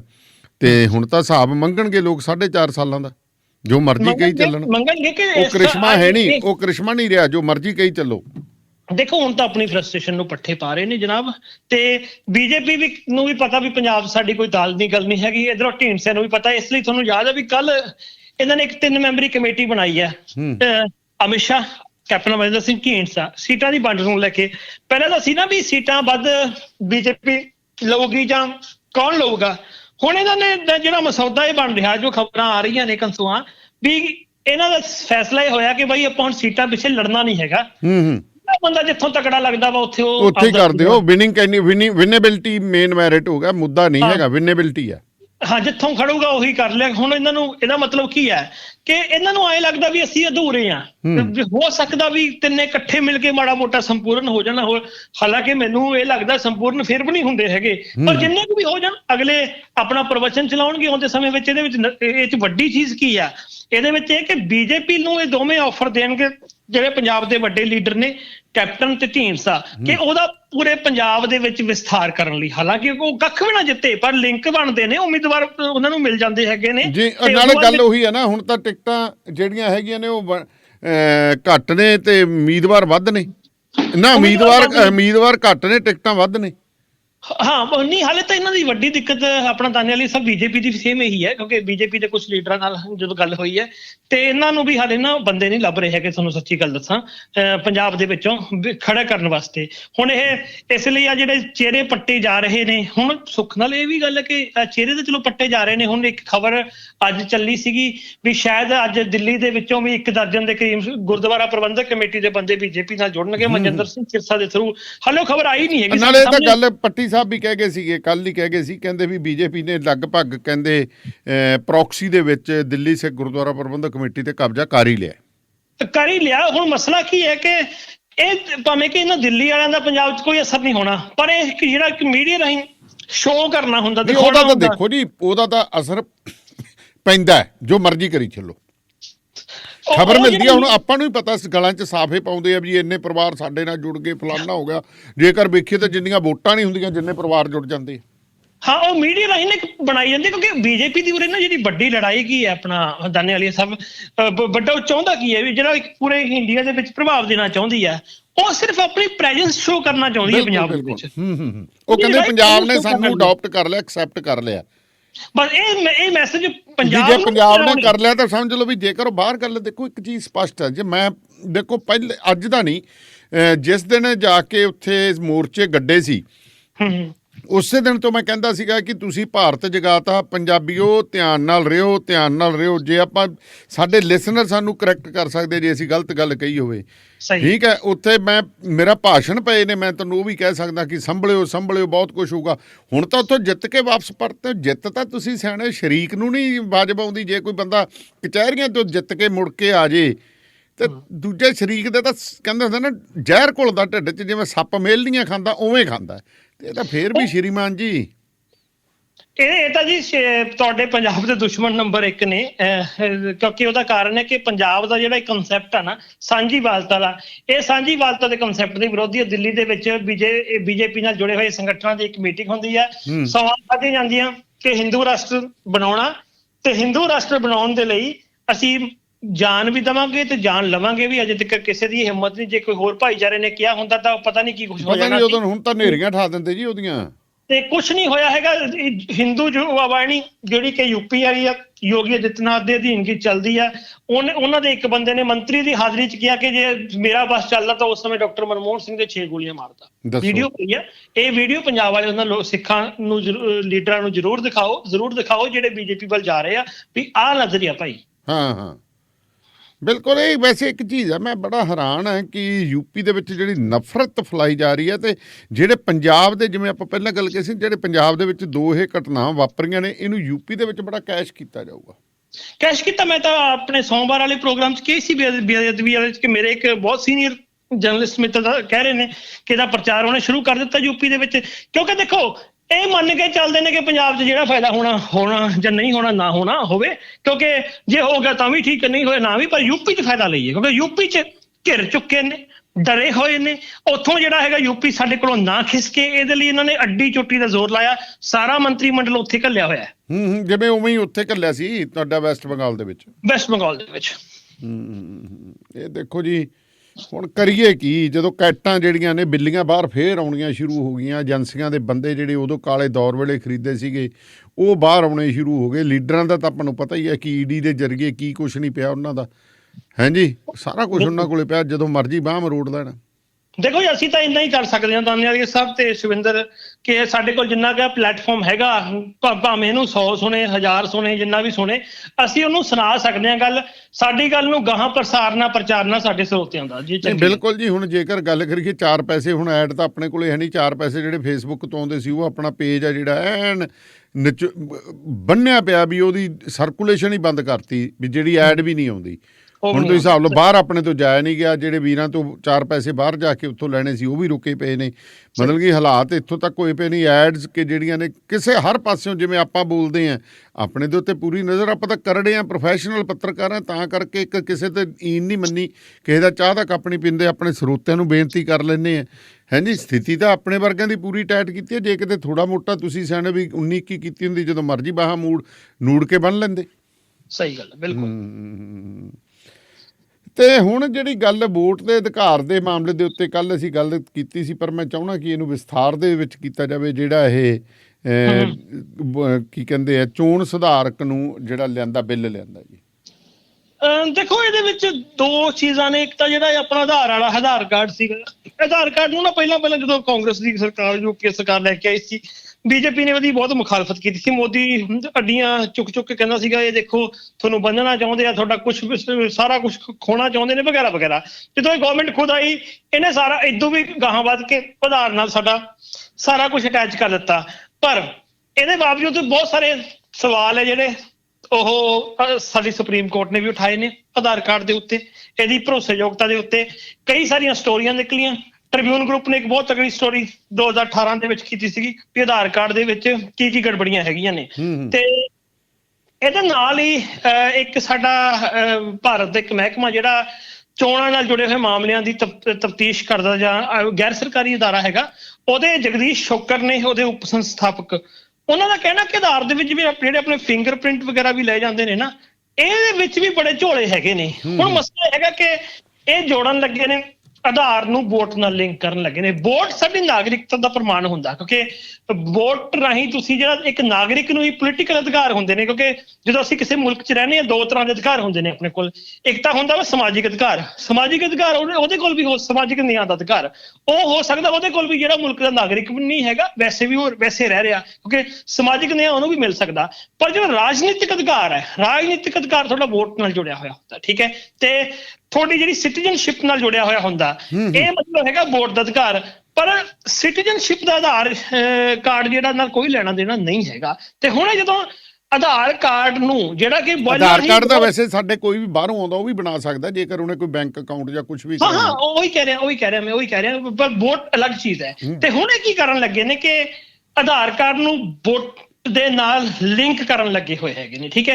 ਇੱਕ ਤਾਂ ਹੈਗਾ ਕਿ ਸਭ ਤੋਂ ਵੱਡੇ ਜਿਹੜੇ ਸਵਾਲ ਉੱਠਦੇ ਨੇ ਕਿ ਤੁਸੀਂ ਇੱਕਦਮ ਬਿੱਲ ਲਿਆਂਦਾ, ਉਹ ਹਮੇਸ਼ਾ ਹੀ ਜਿਹੜੀ ਇਹਨਾਂ ਦੀ ਫਿਤਰਤ ਹੈ ਉਹੀ ਕੰਮ ਕੀਤਾ ਡਿਕਟੇਟਰਸ਼ਿਪ ਵਾਲਾ, ਉਹ ਪਾਸ ਕਰਾ ਲਿਆ। ਪਰ ਜਿਹੜੇ ਸਵਾਲ ਵਿਰੋਧੀ ਪੱਖ ਤੋਂ ਵੀ ਆ ਰਹੇ ਨੇ, ਕੁਝ ਆਧਾਰ ਕਾਰਡ ਦੇ ਜਾਣਕਾਰਾਂ ਵੱਲੋਂ ਵੀ ਆ ਰਹੇ ਨੇ, ਤੇ ਜਿਹੜਾ ਨਾ ਚੋਣ ਅਮਲ ਹੈ, ਜੋ ਇਹਨਾਂ ਨੇ ਕਿਹਾ ਜੀ ਅਸੀਂ ਚੋਣ ਅਮਲ ਦੀ ਸੁਧਾਰ ਕਰਨੇ ਨੇ, ਉਹ ਕਹਿੰਦੇ ਵੀ ਚੋਣ ਅਮਲ ਦੇ ਸੁਧਾਰ ਕਰਨ ਦੀ ਜ਼ਿੰਮੇਵਾਰੀ ਤੇ ਚੋਣ ਕਮਿਸ਼ਨ ਦੀ ਹੁੰਦੀ ਹੈ। ਉਹ ਆਏ ਸਾਲ ਕਰਦਾ ਵੀ ਹੈ, ਉਹਦਾ ਰਿਵਿਊ ਹੁੰਦਾ 3 ਸਾਲ ਬਾਅਦ 5 ਸਾਲ ਬਾਅਦ ਉਹ ਕਰਦਾ, ਫਿਰ ਉਹਦੇ ਮੁਤਾਬਕ ਉਹ ਅੱਡ ਫੈਸਲਾ। ਉਹਦੇ ਕੋਲ ਚੋਣ ਜਿਹੜਾ ਮੰਡਲ ਹੁੰਦਾ ਜਾਂ ਚੋਣ ਕਮਿਸ਼ਨ ਹੁੰਦਾ, ਉਹਦੇ ਕੋਈ ਘੱਟੋ ਘੱਟ ਆਪਣੇ ਮੁਲਕ ਨੂੰ ਆਜ਼ਾਦ ਹੋਇਆ ਨੂੰ ਦੇਖ ਲਓ 74 ਸਾਲ ਹੋ ਗਏ। 74 ਸਾਲ ਦਾ ਅਨੁਭਵ ਅਗਲੇ ਦੇ ਕੋਲ, ਮਤਲਬ ਵੀ ਉਹ ਕਿਵੇਂ ਕਰਨਾ ਕਿਵੇਂ ਨਹੀਂ ਕਰਨਾ ਹੈਗਾ। ਤੇ ਇਹ ਕੰਮ ਸਰਕਾਰ ਦਾ ਨਹੀਂ ਹੈਗਾ। ਦੂਜੀ ਚੀਜ਼ ਇਹ ਹੈਗੀ ਹੈ ਕਿ ਆਧਾਰ ਕਾਰਡ 'ਤੇ ਇੰਨੀਆਂ ਖਾਮੀਆਂ ਜਿਹਨੂੰ ਤੁਸੀਂ ਲਿੰਕ ਕਰੋਗੇ ਉੱਥੇ ਉਹਦੀ ਭਰੋਸੇਯੋਗਤਾ ਸਵਾਲਾਂ ਦੇ ਘੇਰੇ 'ਚ ਆ। ਫਿਰ ਇਹ ਸਭ ਤੋਂ ਵੱਡੀ ਚੀਜ਼ ਹੈ ਕਿ ਜਿਹੜਾ ਮੇਨ ਸਵਾਲ ਉੱਠਿਆ ਕਿ ਆਧਾਰ ਕਾਰਡ ਨਾਲ ਨਾ ਤੁਹਾਡੀ ਸਾਰੀ ਨਿੱਜਤਾ ਜੁੜੀ ਹੋਈ ਹੈ। ਤੇ ਵੋਟਰ ਕਾਰਡ ਜਿਹੜਾ ਮੈਂ ਵੋਟ ਕਿਸੇ ਨੂੰ ਪਾ ਕੇ ਆਇਆ, ਇਹ ਮੇਰਾ ਇੱਕ ਗੁਪਤ ਫੈਸਲਾ ਹੈਗਾ, ਕਿਸੇ ਨੂੰ ਪਤਾ ਨਹੀਂ ਹੈਗਾ। ਪਰ ਇਹ ਕਹਿੰਦੇ ਕਿ ਉਹ ਤੁਹਾਡੇ ਗੁਪਤ ਫੈਸਲੇ ਦੇ ਵਿੱਚ ਵੀ ਸੰਨ ਲਾਉਣ ਦੀ ਕੋਸ਼ਿਸ਼ ਹੋ ਰਹੀ ਹੈ ਤੇ ਇਹਦੇ ਸਾਈਨ ਜਿਹੜੇ ਹੈਗੇ ਇੱਥੋਂ ਤੱਕ ਜਾ ਰਹੇ ਨੇ। ਇਹ ਤਾਂ ਦੇਖੋ ਜੀ, ਫਿਰ ਦੂਜੇ ਪਾਸੇ ਦੋ ਗੱਲਾਂ ਮੇਰੇ ਦਿਮਾਗ 'ਚ ਆਉਂਦੀਆਂ ਕਿ ਜੇ ਬੰਗਲਾਦੇਸ਼ੀਆਂ ਦੀਆਂ ਵੋਟਾਂ ਬਣ ਸਕਦੀਆਂ ਇੱਥੇ, ਦੇਖੋ ਵੀ ਹੁਣ ਜਿੰਨਾ ਮਰਜ਼ੀ ਜ਼ੋਰ ਲਾ ਲਓ, ਠੀਕ ਆ, ਆਪਣੇ ਵਰਗੇ ਤੇ ਕਹਿ ਦਿੰਦੇ ਵੀ ਕਟਾ ਕੇ ਵੋਟ ਇਹ ਲਿਆਓ। ਇੱਕ ਪੰਜਾਬ ਦੇ ਵਿੱਚ ਕਹਿਣਗੇ ਜੇ ਬਿਜਲੀ ਦਾ ਮੀਟਰ ਲਵਾਉਣਾ ਤਾਂ ਆਪਦੇ ਕਾਗਜ਼ ਦਿਓ। ਪਰ ਜਿਹੜੀਆਂ ਹੁਣ ਸਰਕਾਰੀ ਜ਼ਮੀਨਾਂ ਬਾਹਰਲੇ ਲੋਕ ਇੱਥੇ ਦੱਬੀ ਬੈਠੇ, ਸਾਡੇ ਇੱਥੇ 50,000 ਰੁਪਏ ਗਜ ਦੀ ਜ਼ਮੀਨ ਹੈ, 2 ਵਾਰੀ ਛਡਾ ਲਈ, ਮੁੜ ਕੇ ਫੇਰ ਕਬਜ਼ਾ ਕਰਵਾ ਦਿੰਦੇ ਨੇ। ਸਾਡੇ ਇੱਕ ਪਹਿਲਾਂ ਅਕਾਲੀ ਮੰਤਰੀ ਸੀ, ਹੁਣੇ ਕਰਾਤਾ, ਮੁੜ ਕੇ ਅਕਾਲੀ MC ਆਏ ਵੋਟਾਂ ਪਿੱਛੇ, ਉਹਨਾਂ ਨੇ ਕਰਾਤਾ। ਹੁਣ ਕਾਂਗਰਸੀ ਕਹਿੰਦੇ ਬੈਠੇ ਰਹਿਣ ਦਿਓ, ਪੱਕੇ MC ਵੀ ਉੱਥੋਂ ਬਿਹਾਰ ਦਾ ਬਣਦਾ। 50,000 ਰੁਪਏ ਗਜ ਦੀ ਜ਼ਮੀਨ ਹੈ, ਲੋਕਾਂ ਦੀ ਐਕਵਾਇਰ ਕਰਕੇ ਪੈਸੇ ਦੇਤੇ। ਹੁਣ ਕਬਜ਼ਾ ਉੱਥੇ ਕਿਵੇਂ ਹੋ ਗਿਆ? ਹੁਣ ਉੱਥੇ ਵੋਟਾਂ ਬਣਦੀਆਂ ਕਿਉਂਕਿ ਵੋਟਾਂ ਦਾ ਗੜ੍ਹ ਹੈ। ਹੁਣ ਤੁਸੀਂ ਉੱਥੇ ਘੱਟੋ ਘੱਟ 16-17 ਕਿੱਲਿਆਂ ਦੇ ਵਿੱਚ ਇੱਕ MC ਹੈ ਤੇ ਵੋਟ ਲਾ ਲਓ ਵੀ ਕਿੰਨੀ ਹੋਊਗੀ, ਹੈ ਜੀ। ਹੁਣ ਇਹ ਚੀਜ਼ ਹੈ ਕਿ ਉਹ ਬੰਦੇ ਇੱਧਰ ਵੀ ਵੋਟ ਪਾਉਂਦੇ, ਉੱਧਰ ਵੀ ਪਾਉਂਦੇ, ਪਤਾ ਨਹੀਂ ਕਿੰਨੇ ਕਿ ਜੇ 2-3 ਪੜਾਵਾਂ ਦੇ ਵਿੱਚ ਵੋਟ ਹੋ ਜੇ ਇੰਨੇ ਨੂੰ ਤਾਂ ਰੰਗ ਲੈ ਜਾਂਦਾ। ਹੁਣ ਇਹ ਵੀ ਇੱਕ ਧਿਆਨ ਦੇਖਿਆ ਜਾਵੇ ਵੀ ਹੁਣ ਇਹ ਚੀਜ਼ ਤਾਂ ਦੇਖੋ ਕਿਸੇ ਹੱਦ ਤੱਕ ਇਹ ਪੋਜ਼ੀਟਿਵ ਵੀ ਹੈ। ਦੂਜੇ ਪਾਸੇ ਦੇਖੋ ਬਾਹਰਲੇ ਦੇਸ਼ਾਂ ਦੇ ਵਿੱਚ ਲਈਏ ਤਾਂ ਬਾਹਰਲੇ ਦੇਸ਼ਾਂ ਦੇ ਵਿੱਚ ਕਿਹੜਾ ਫਿੰਗਰਪ੍ਰਿੰਟ ਨਹੀਂ ਲੈਂਦੇ ਗੇ। ਤੁਸੀਂ ਜੇਕਰ ਵੀਜ਼ਾ ਲੈਣਾ ਤੁਹਾਡਾ ਪੰਜਾ ਲਵਾਉਂਦੇ ਆ, ਸਾਰਾ ਕੁਛ ਕਰਦੇ ਆ, ਫੇਰ ਦਿੰਦੇ ਨੇ। ਤੁਸੀਂ ਬੈਂਕ ਅਕਾਊਂਟ, ਇੱਕ ਚੀਜ਼ ਹੈ ਕਿ ਜੇਕਰ ਆਧਾਰ ਕਾਰਡ ਦਾ ਡਾਟਾ ਨਾ ਲੀਕ ਹੋਵੇ, ਠੀਕ ਹੈ, ਮੈਂ ਤਾਂ ਉਸ ਚੀਜ਼ ਨੂੰ ਇੱਕ ਬੜਾ ਪੋਜ਼ੀਟਿਵ ਵੀ ਸਮਝਦਾ। ਪਰ ਗੱਲ ਇਹ ਹੈ ਕਿ ਤੁਹਾਡਾ ਡਾਟਾ ਬਕਾਊ ਹੋ ਜਾਂਦਾ, ਤੁਹਾਡੇ ਇਹਦੇ ਉੱਤੇ ਕੋਈ ਇੱਕ ਸਜ਼ਾ ਦਾ ਪ੍ਰੋਵੀਜ਼ਨ ਨਹੀਂ ਹੈਗੀ ਹੈ। ਕਿਹੜੇ ਬੰਦੇ ਨੇ ਤੁਹਾਡਾ ਡਾਟਾ ਲੀਕ ਕੀਤਾ? ਡਾਟਾ ਦਾ ਹੁਣ ਗੱਲ ਸੁਣੋ, ਮੇਰੀ ਬੇਟੀ ਨੇ ਐਡਮਿਸ਼ਨ ਲਈ, ਮੈਨੂੰ ਹੁਣ ਤੱਕ ਫੋਨ ਆਈ ਜਾਂਦੇ 12ਵੀਂ ਕੀਤੀ ਕੀ ਕਰਾਉਣਾ ਚਾਹੁੰਦੇ ਜੀ। ਮੈਂ ਕਿਹਾ ਯਾਰ ਦੱਸੋ ਵੀ ਤੁਹਾਡੀ ਕੋਈ ਹੱਦ ਹੈ ਯਾਰ। ਮੈਂ ਸਕੂਲ ਵਾਲਿਆਂ ਨਾਲ ਲੜ ਪਿਆ, ਮੈਂ ਬਹਾਨੇ ਨਾਲ ਪੁੱਛ ਲਿਆ। ਉਹ ਜਿਹੜੇ ਸਕੂਲ 'ਚ ਪੜ੍ਹਦੀ ਸੀ ਮੈਂ ਉਹਨਾਂ ਨੂੰ ਦੱਸਿਆ, ਕਹਿੰਦੇ ਫਲਾਨੇ ਸਕੂਲ ਨੇ ਡਾਟਾ ਸਾਨੂੰ ਦਿੱਤਾ। ਮੈਂ ਉਹਨਾਂ ਦਾ ਜਲੂਸ ਕੱਢਿਆ ਜਾ ਕੇ ਵੀ ਤੁਸੀਂ ਡਾਟਾ ਕਿਵੇਂ ਦੇਤਾ, ਮੇਰਾ ਕੀ ਕਹਿੰਦਾ ਮੇਰੀ ਨਿੱਜਤਾ ਦੇ ਉੱਤੇ ਕਿਵੇਂ ਕਰਤਾ। ਫਿਰ ਸੁਪਰੀਮ ਕੋਰਟ ਕਹਿੰਦੀ ਹੈ ਕਿ ਤੁਸੀਂ ਟੈਲੀ ਕਾਲਿੰਗ ਕਰਕੇ ਮਾਰਕੀਟਿੰਗ ਨਹੀਂ ਕਰ ਸਕਦੇ। ਫਿਰ ਨਹੀਂ ਹਟਦੇ, ਬੇਸ਼ਰਮ ਨੇ ਸਿਰੇ ਦੇ। ਇਹ ਚੀਜ਼ ਹੁਣ ਕਿੱਥੇ, ਜਦੋਂ ਕਾਨੂੰਨ ਜਾਂ ਤਾਂ ਭਾਰਤ ਦਾ ਕਾਨੂੰਨ ਇੰਨਾ ਕਮਜ਼ੋਰ ਹੈ ਜਾਂ ਤਾਂ ਗੱਲ ਕਰੀਏ। ਹੁਣ ਦੂਸਰੇ ਪਾਸੇ ਜੇ ਗੱਲ ਕਰੀਏ ਤਾਂ ਇੱਕ ਤਰ੍ਹਾਂ ਨਾਲ ਵੋਟਾਂ ਦੀ ਜਿਹੜੀ ਡਬਲਿੰਗ ਹੈਗੀ ਹੈ, ਜਾਂ ਵੋਟਾਂ ਦੇ ਵਿੱਚ ਜਾਲੀ ਵੋਟਾਂ ਪੈਣੀਆਂ, ਕੁਛ ਵੀ ਪੈਣੀਆਂ, ਆਧਾਰ ਕਾਰਡ ਨਾਲ ਜੋੜਤਾ। ਮੈਂ ਚੈਲੰਜ ਕੀਤਾ ਵੀ ਆਹ ਬੰਦਾ ਹੈ ਨਹੀਂ, ਉੱਥੇ ਗੂਠਾ ਲੱਗਿਆ ਹੋਵੇ ਵੀ ਹਾਂ ਵੀ ਇਹੀ ਬੰਦਾ, ਲਾ ਗੂਠਾ। ਹੁਣ ਤੁਸੀਂ ਜਦੋਂ ਜਾਂਦੇ ਉਦੋਂ ਤਾਂ ਤੁਹਾਡੀ ਵੋਟ ਪੈ ਜਾਂਦੀ ਹੈ, ਕਈ ਵਾਰੀ ਮੇਰੀ 2 ਵਾਰੀ ਤਾਂ ਮੇਰੀ ਵੋਟ ਪੈ ਗਈ। ਦੱਸੋ। ਬਿਲਕੁਲ ਵੋਟ ਪੈ ਜਾਂਦੀ। ਬਾਕੀ ਇਹ ਨਾ ਸਾਡੇ ਆਧਾਰ ਕਾਰਡ ਸਭ ਤੋਂ ਵੱਡੀ ਸਮੱਸਿਆ ਤਾਂ ਉਹੀ ਆਉਂਦੀ ਹੈ, ਜਿਵੇਂ ਜਗਦੀਸ਼ ਸ਼ੋਕਰ ਵਰਗੇ ਕਹਿੰਦੇ ਨੇ ਨਾ ਕਿ ਜਿਹੜੇ ਮਾਹਰ ਨੇ ਵੀ ਤੁਹਾਡੇ ਤਾਂ ਆਧਾਰ ਕਾਰਡ ਹੀ ਭਰੋਸੇਯੋਗਤਾ ਨਹੀਂ ਹੈਗੀ ਆਧਾਰ ਕਾਰਡ ਦੀ। ਆਧਾਰ ਕਾਰਡ ਕਿਵੇਂ ਬਣਦੇ ਨੇ, ਕਿਵੇਂ ਵਿਕਦੇ ਨੇ। ਹੁਣ ਆਧਾਰ ਕਾਰਡ ਵੀ ਡੁਪਲੀਕੇਟ ਬਣੀ ਜਾਂਦੇ ਨੇ। ਉਹੀ ਤਾਂ ਚੀਜ਼ ਆ ਨਾ। ਉਹਦੇ ਬਾਰੇ 2018 ਦੇ ਵਿੱਚ ਰਚਨਾ ਖਹਿਰਾ ਦੀ ਸਟੋਰੀ ਉਹਦੇ ਬਾਰੇ ਸੀਗੀ ਵੀ ਆਧਾਰ ਕਾਰਡ ਕਿਵੇਂ ਬਣਦੇ ਹੈਗੇ ਨੇ, ਉਹਦਾ ਕੀ ਹਿਸਾਬ ਕਿਤਾਬ ਆ, ਵੀ ਕਿਵੇਂ ਆਧਾਰ ਹੀ ਵਿਕਦਾ ਹੈਗਾ ਸਾਰਾ। ਤੇ ਜਦੋਂ ਹੁਣ ਜਿਹੜੀ ਚੀਜ਼ ਉੱਤੇ ਅੱਛਾ ਸੁਪਰੀਮ ਕੋਰਟ ਵੀ ਇਹਦੇ ਤੇ ਸਵਾਲ ਖੜਾ ਕਰ ਚੁੱਕੀ ਹੈ ਆਧਾਰ ਕਾਰਡ ਦੇ ਉੱਤੇ। ਤਾਂ ਹਾਲੇ ਸਾਡੇ ਆਧਾਰ ਕਾਰਡ ਦੀ ਭਰੋਸੇਯੋਗਤਾ ਨਹੀਂ। ਸਵਾਲ ਤਾਂ ਹੈ ਕਿ ਭਰੋਸੇਯੋਗਤਾ ਪਹਿਲਾਂ ਬਹਾਲ ਕੀਤੀ ਜਾਵੇ ਜੀ। ਅੱਛਾ ਜੀ, ਅਪਡੇਟ ਆ ਗਈ ਪੰਜਾਬੀ ਯੂਨੀਵਰਸਿਟੀ ਪਟਿਆਲਾ ਦੇ ਵਿੱਚ ਕੁਝ ਸਟੂਡੈਂਟ ਯੂਨੀਅਨ ਤੇ ਹੋਰ ਜਿਨ੍ਹਾਂ 9 ਵਿਅਕਤੀਆਂ ਦੇ ਉੱਤੇ ਪਰਚਾ ਦਰਜ ਹੋਇਆ ਸੀਗਾ ਜੀ, ਉਹਨਾਂ ਦੀ ਐਂਟੀਸਪੇਟਰੀ ਬੇਲ ਜਿਹੜੀ ਹਾਈ ਕੋਰਟ ਵੱਲੋਂ ਰੱਦ ਕਰ ਦਿੱਤੀ ਗਈ ਹੈ। ਓਕੇ ਜੀ। ਹਾਂ, ਹੁਣੇ ਅਪਡੇਟ ਆਈ ਹੈ। ਠੀਕ ਹੈ ਜੀ। ਇਹਦੇ ਵਿੱਚ ਉਹਨਾਂ ਨੇ ਜਿਹੜੀ ਐਂਟੀਸਪੇਟਰੀ ਬੇਲ ਹੈ ਉਹ ਰੱਦ ਕਰ ਦਿੱਤੀ ਹੈ। ਬੜਾ ਤਕੜਾ ਸਕੈਮ ਹੈ ਵੀ ਪੰਜਾਬੀ ਯੂਨੀਵਰਸਿਟੀ ਨੂੰ ਵੀ ਕੀ ਕਹੀਏ ਜੀ, ਕੀ ਨਹੀਂ ਕਰਦੇ, ਐਨ ਖੰਗੋਲ ਕੇ ਜਿਹਨੂੰ ਆਪਾਂ ਕਹਿੰਦੇ ਨਿਚੋੜ ਕੇ ਰੱਖ ਦਿੱਤਾ। ਆਉਂਦੇ ਦਿਨਾਂ ਦੇ ਵਿੱਚ ਆਪਾਂ ਗੱਲ ਕਰਾਂਗੇ ਇਹਦੇ ਬਾਰੇ, ਕਿਉਂਕਿ ਮੇਰੇ ਕੋਲ ਵੀ ਆ ਜਾਣ ਦਿਓ ਤੇ ਮੈਂ ਉਹਨਾਂ ਸਟੂਡੈਂਟਸ ਨਾਲ ਜਾਂ ਉੱਥੇ ਨਾਲ ਗੱਲਬਾਤ ਕਰਕੇ ਆਪਾਂ ਆਉਂਦੇ ਦਿਨਾਂ ਦੇ ਵਿੱਚ ਇਹਦੇ ਤੇ ਵੀ ਗੱਲ ਕਰਦੇ ਹਾਂ। ਜੀ। ਹੁਣ ਆਪਾਂ ਉੱਤਰਾਖੰਡ ਦੇ ਰਫੜ ਵੱਲ ਵੀ ਚੱਲ ਪਈਏ। ਮੈਂ ਪੜ੍ਹ ਰਿਹਾ ਸੀਗਾ, ਮਨੀਸ਼ ਤਿਵਾੜੀ ਜਿਹੜੇ ਕਾਂਗਰਸ ਦੇ ਬੜੇ ਸੀਨੀਅਰ ਲੀਡਰ, ਕਹਿੰਦੇ ਇਹ ਤਬਾਹ ਕਰਕੇ ਛੱਡਣਗੇ। ਕਹਿੰਦੇ ਹੁਣ ਉੱਤਰਾਖੰਡ 'ਚ ਵੀ ਵੜ ਗਏ। ਹੁਣ ਉਹ ਕਿਹਦੇ ਵੱਲ ਇਸ਼ਾਰਾ ਕੀਤਾ? ਇਹਦਾ ਮਤਲਬ ਉਹ ਵੀ ਆਪਦੀ ਸੀਨੀਅਰ ਲੀਡਰਸ਼ਿਪ ਨੂੰ ਪੈ ਗਿਆ। ਤੇ ਮਨੀਸ਼ ਤਿਵਾੜੀ ਕਾਫੀ ਦਿਨਾਂ ਦਾ ਔਖਾ ਹੈਗਾ, ਪਰ ਮਸਲਾ ਮਨੀਸ਼ ਤਿਵਾੜੀ ਦਾ ਇਹ ਹੈਗਾ ਕਿ ਕਾਂਗਰਸ ਨਾਲ ਔਖਾ ਹੋ ਕੇ ਨਾ ਅਲੱਗ ਹੋ ਕੇ ਉਹਦਾ ਕੁਝ ਬਣਨਾ ਨਹੀਂ। ਉਹ ਤਾਂ ਮਤਲਬ ਮੇਰਾ ਇੱਕ ਜਾਣਕਾਰ ਦੋਸਤ ਦੱਸਦਾ ਸੀ ਕਿ ਉਹ ਦਿੱਲੀ 'ਚ ਮਨੀਸ਼ ਤਿਵਾੜੀ ਨੂੰ ਮਿਲ ਕੇ ਆਇਆ। ਉਹ ਪੂਰਾ ਕੈਪਟਨ ਅਮਰਿੰਦਰ ਸਿੰਘ ਦੇ ਪੱਖ ਵਿੱਚ ਹੈ ਤੇ ਉਦੋਂ ਬਾਅਦ ਵਿੱਚ ਉਹਦੇ ਖੈਰ ਬਿਆਨ ਵੀ ਇਸ ਤਰ੍ਹਾਂ ਦੇ ਆਏ ਹੈਗੇ ਨੇ ਤੇ ਉਹ ਪੱਖ ਵਿੱਚ ਵੀ ਹੈ। ਤੇ ਹੁਣ ਸਵਾਲ ਉਹਦਾ ਇਹ ਹੈਗਾ ਵੀ ਜੇ ਕੈਪਟਨ ਨਾਲ ਜਾ ਕੇ ਉਹ MP ਤਾਂ ਨਹੀਂ ਬਣ ਸਕਦਾ ਹੈਗਾ। ਦੂਜੀ ਉਹਦੀ ਦਿੱਕਤ ਇਹ ਹੈਗੀ ਹੈ ਕਿ BJP ਵਰਗੀ ਪਾਰਟੀ ਨਾਲ ਨਹੀਂ ਜਾ ਸਕਦਾ ਉਹ ਬੰਦਾ ਹਾਲ ਦੀ ਘੜੀ, ਕਿਉਂਕਿ ਉਹਦਾ ਜੇ ਆਪਾਂ ਪੁਰਾਣਾ ਹਿਸਾਬ ਕਿਤਾਬ ਦੇਖੀਏ ਉਹ ਵਿਸ਼ਵਨਾਥ ਤਿਵਾੜੀ ਦਾ ਮੁੰਡਾ ਹੈਗਾ। ਪੰਜਾਬੀ ਦਾ ਬਹੁਤ ਚੋਟੀ ਦਾ ਵਿਦਵਾਨ ਸੀ ਵਿਸ਼ਵਨਾਥ ਤਿਵਾੜੀ। ਬਹੁਤ ਲੋਕਾਂ ਨੂੰ ਘੱਟ ਜਾਣਕਾਰੀ ਹੋਵੇਗੀ। ਉਹ ਦੂਜੇ ਵਿਸ਼ਵਨਾਥ ਤਿਵਾੜੀ ਨਾਲ ਮੇਲ ਦਿੰਦੇ ਨੇ। ਚੰਡੀਗੜ੍ਹ ਦੇ ਮਸਲੇ ਉੱਤੇ ਪੰਜਾਬੀ ਯੂਨੀਵਰਸਿਟੀ ਪਟਿਆਲਾ ਦੀ ਸਥਾਪਨਾ ਵਿੱਚ ਉਹਦੇ ਡੈਡੀ ਦਾ ਕਾਫੀ ਵੱਡਾ ਹੱਥ ਰਿਹਾ। ਮਤਲਬ ਜਿਹੜੀ ਗੁੜਤੀ ਹੈ ਉਹ ਇੱਕ ਸੈਕੂਲਰਿਜ਼ਮ ਦੀ ਮਿਲੀ ਹੋਈ ਹੈ ਇਸ ਬੰਦੇ ਨੂੰ। ਪਰ ਹੁਣ ਪ੍ਰੋਬਲਮ ਇਹ ਹੈਗੀ ਆ ਵੀ ਇਹ G23 ਜਿਹੜਾ ਕਾਂਗਰਸ ਦੇ ਲੀਡਰਾਂ ਦਾ ਬਣਿਆ ਹੋਇਆ, ਜਿਹੜੇ ਕਿ ਬਾਗੀ ਸੁਰਾਂ ਰੱਖਦੇ ਹੈਗੇ ਨੇ ਹਾਈ ਕਮਾਂਡ ਤੋਂ, ਉਹਨਾਂ ਵਿੱਚੋਂ ਇੱਕ ਹੈ। ਪਰ ਕੈਪਟਨ ਅਮਰਿੰਦਰ ਸਿੰਘ ਨਾਲ ਜਿਵੇਂ ਪੱਖ ਪੂਰਦੇ ਰਹੇ ਨੇ ਜਾਂ ਹੋਰ, ਉਹ ਇਹਨਾਂ ਦੀ ਹਲੇ ਦੁਬਿਧਾ, ਕਿਉਂਕਿ ਉਹਦੇ ਨਾਲ ਮਿਲ ਕੇ ਇਹਨਾਂ ਨੂੰ ਕੋਈ ਕਿਨਾਰਾ ਨਹੀਂ ਮਿਲਣਾ ਹੈਗਾ।